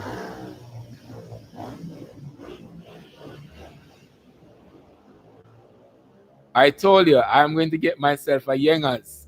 I must shout out those students from Tarrant High School. Big up yourself. I heard you're doing well down there. I heard that Tarrant is going on really, really fine. And I heard that Tarrant has some big, 49-inch television in all the grade 7 class. Big up the principal down at Tarrant. Big up the student. Big up the teachers from Tarrant High School. And if you are from another school in Jamaica, let us know, because we want to big you up to, the persons from Distinction out of Spanish Town. We want to big up you as well. Is there any other school that we never make mention of outside of the foreigners?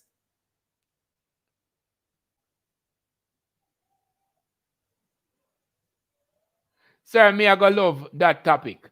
All right, so that topic started nice. All right, big up yourself. All right, so that takes us to the end of the show for this evening. Thank you very much for being here. Please be safe. Please read over. Please go to my channel, go to the community, and ask your question, leave your question, chat, find out what we're coming up with next. I did say we are procuring new software. We're going to learn to use the software so that we can share our desktop. You can have a more intimate relationship. You can see the notes. You can see what we would want to present, where you can write up our screenshot or thing like that. Animations, we have a lot of animation. We did put out an animation today on germination. We have an animation. Might I just tell you all the animation? Let me just go and tell you the animations that are coming up. Don't move a muscle. Let me tell you all the animation that we're working on. And these are for the persons who are doing SBAs. So if you don't have somewhere that you're getting animation from, Mr. Wilson is putting out animation, and the animations are in line with the syllabus. So we would have put out recently animation on response with the millipede, the centipede, and the millipede, the woodlice, and the earthworm. There's animation out for that. We put out the animation for photosynthesis with the euglena. We put out animation for oxygen evolving from the water plant, that is for photosynthesis. We did put out a animation for chlorophyll, testing for chlorophyll, if chlorophyll is needed for photosynthesis. We did test a leaf to see if light is necessary for photosynthesis. And we did an animation. You would see the color change there. We have coming out shortly the respiration lab. It is completed. I might just do it tonight and upload it. So we have the respiration lab coming out. Might I just put you on your guards if you are going to be watching that respiration lab? It will come with a disclaimer because there's a rat in the lab. So for those persons who are afraid of rats, probably you want to be cautious watching that. It is not a live rat, so to speak, but it is a real rat that we have in the experiments, a real rat. And if you look at it on the screen, it will seem as if it is coming at you. It is pulsing, so it seems as if a rat is coming at you. So we have that respiration lab coming out. We did also put out a respiration lab where somebody is blowing into some lime water, and you would have seen that is on the channel already. So it is up on my screen now. So we have the millipedes lab out, animation. We have several other animation, but I'm looking at the labs now. Response lab, we have that one out. Yes, they are coming up now. We spoke about that. Germination, we sent that out today. After germination, the next lab that will be coming out will be the millipedes lab, where we are using silica gel. We are using silica gel in this lab as drying agent and calcium chloride. So this lab is response. You are going to be seeing that one coming out this week. You are also going to be seeing this other fancy one, photorespiration. This is the one that proves that it's not so wise to keep a plant in your house during the night. So in this one, we are going to be using the chemical sodium hydrogen carbonate. And it's very important that you watch this lab, because if your school doesn't have the reagent, or if you don't have the reagent, the lab has been so nicely animated that you're going to be seeing the color change for the lab. So you are going to see that when there's more carbon dioxide, it is changing from red to orange to yellow, and less you're going to be seeing it changing from red and it goes to purple, and you're going to see all the color change. So for those labs that you have not been able to do, we are doing the animation and you're going to be seeing the color change. We're still working on the ecology lab with the quadrat. The food test lab, we're going to be putting out the starch test first. We are going to be putting out reducing sugar, and I will do some work with lipids. So those will come out today. I've already started the animation. So just go to the channel, make sure you like, share, subscribe, tell a friend about the channel. Most of all, tell your enemy about the channel, right? Because it might be it might be something good for you to change what's happening. So tell an enemy about the channel, tell a classmate about the channel, tell a teacher about the channel, tell somebody about the channel. Now, might I say, this Saturday, the 12th of December, this channel will be 3 months old. This Saturday, the 12th of November, this channel will be 3 months old. We are 3 months old, and we are pretty close to 1,000 subscribers. Now, for everyone that is watching, I am going to beg you something that is almost impossible. I want everyone that is watching to get me 5 subscribers. You have until now, from now until Saturday, 5 subscribers for our 3-month birthday. We are getting there very, very fast. We are getting a lot of nice reviews, and it is all because of you.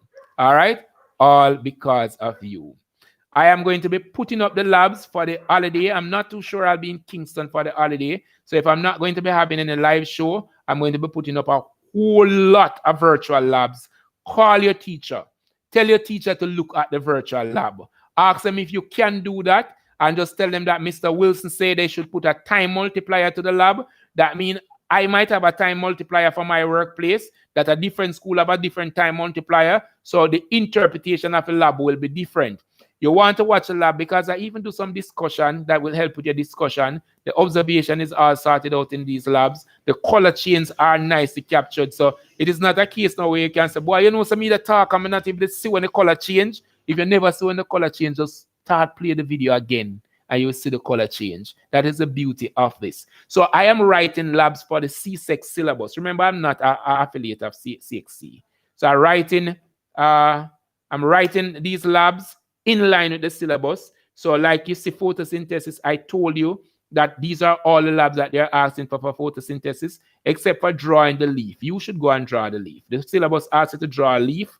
I should look at different types of leaf. And I'm sure that I drew a whole lot of different leaf in here. I drew palmetto compound, pinnately compound, double pinnately compound. So everybody in here should know the different type of leaves. When we get back to photosynthesis, I am going to be showing you, I think I showed you leaf arrangement as well, where I show you opposite, alternate, and whirl. So una botanist, una know about plants now. All right? So when we come back next week, we are going to finish nitrogen cycle. We are going to finish recycling, which is just one paragraph we have leave. And then we are going to, for ecology, we are going to jump into renewable and non-renewable resources. And that will take us a little time. I'm not sure we're going to finish it before we go off for the holiday, but you are going to go off for the holiday with a lot of virtual labs and a lot that you can study. And as much as possible, I'll try to post some past papers for those persons who might have exam. I don't know if it is January or February. I really didn't check. But I know that the CXC exam is going to be not May, June, but June, July. That's it from me this evening. Have yourselves a wonderful evening. Ta-ta.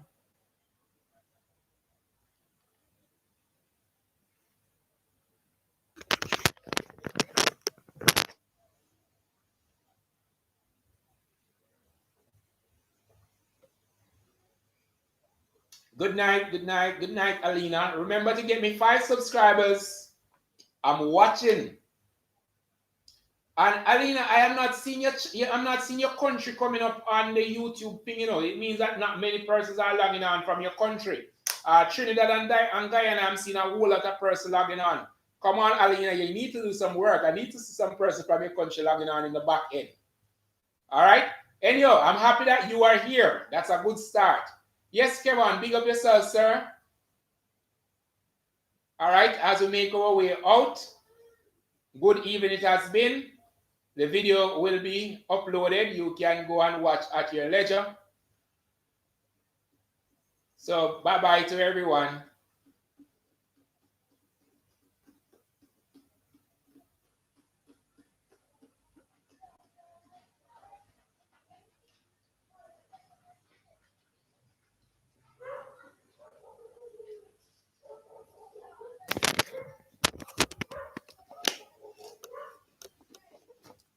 Remember to tell your teachers about the virtual lab.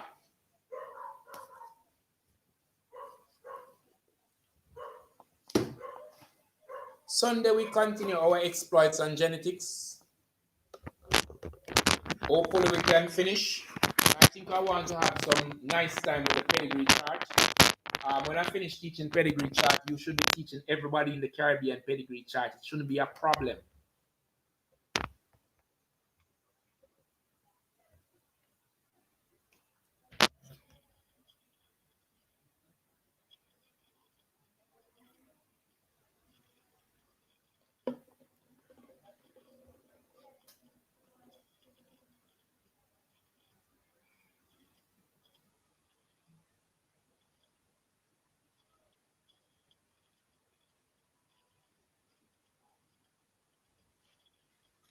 I want to know.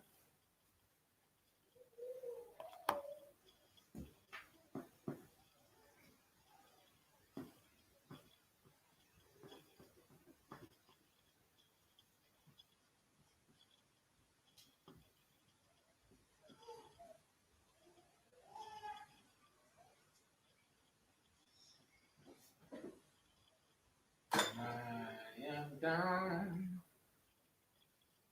And oh, my soul, so near. I'm true. My heart,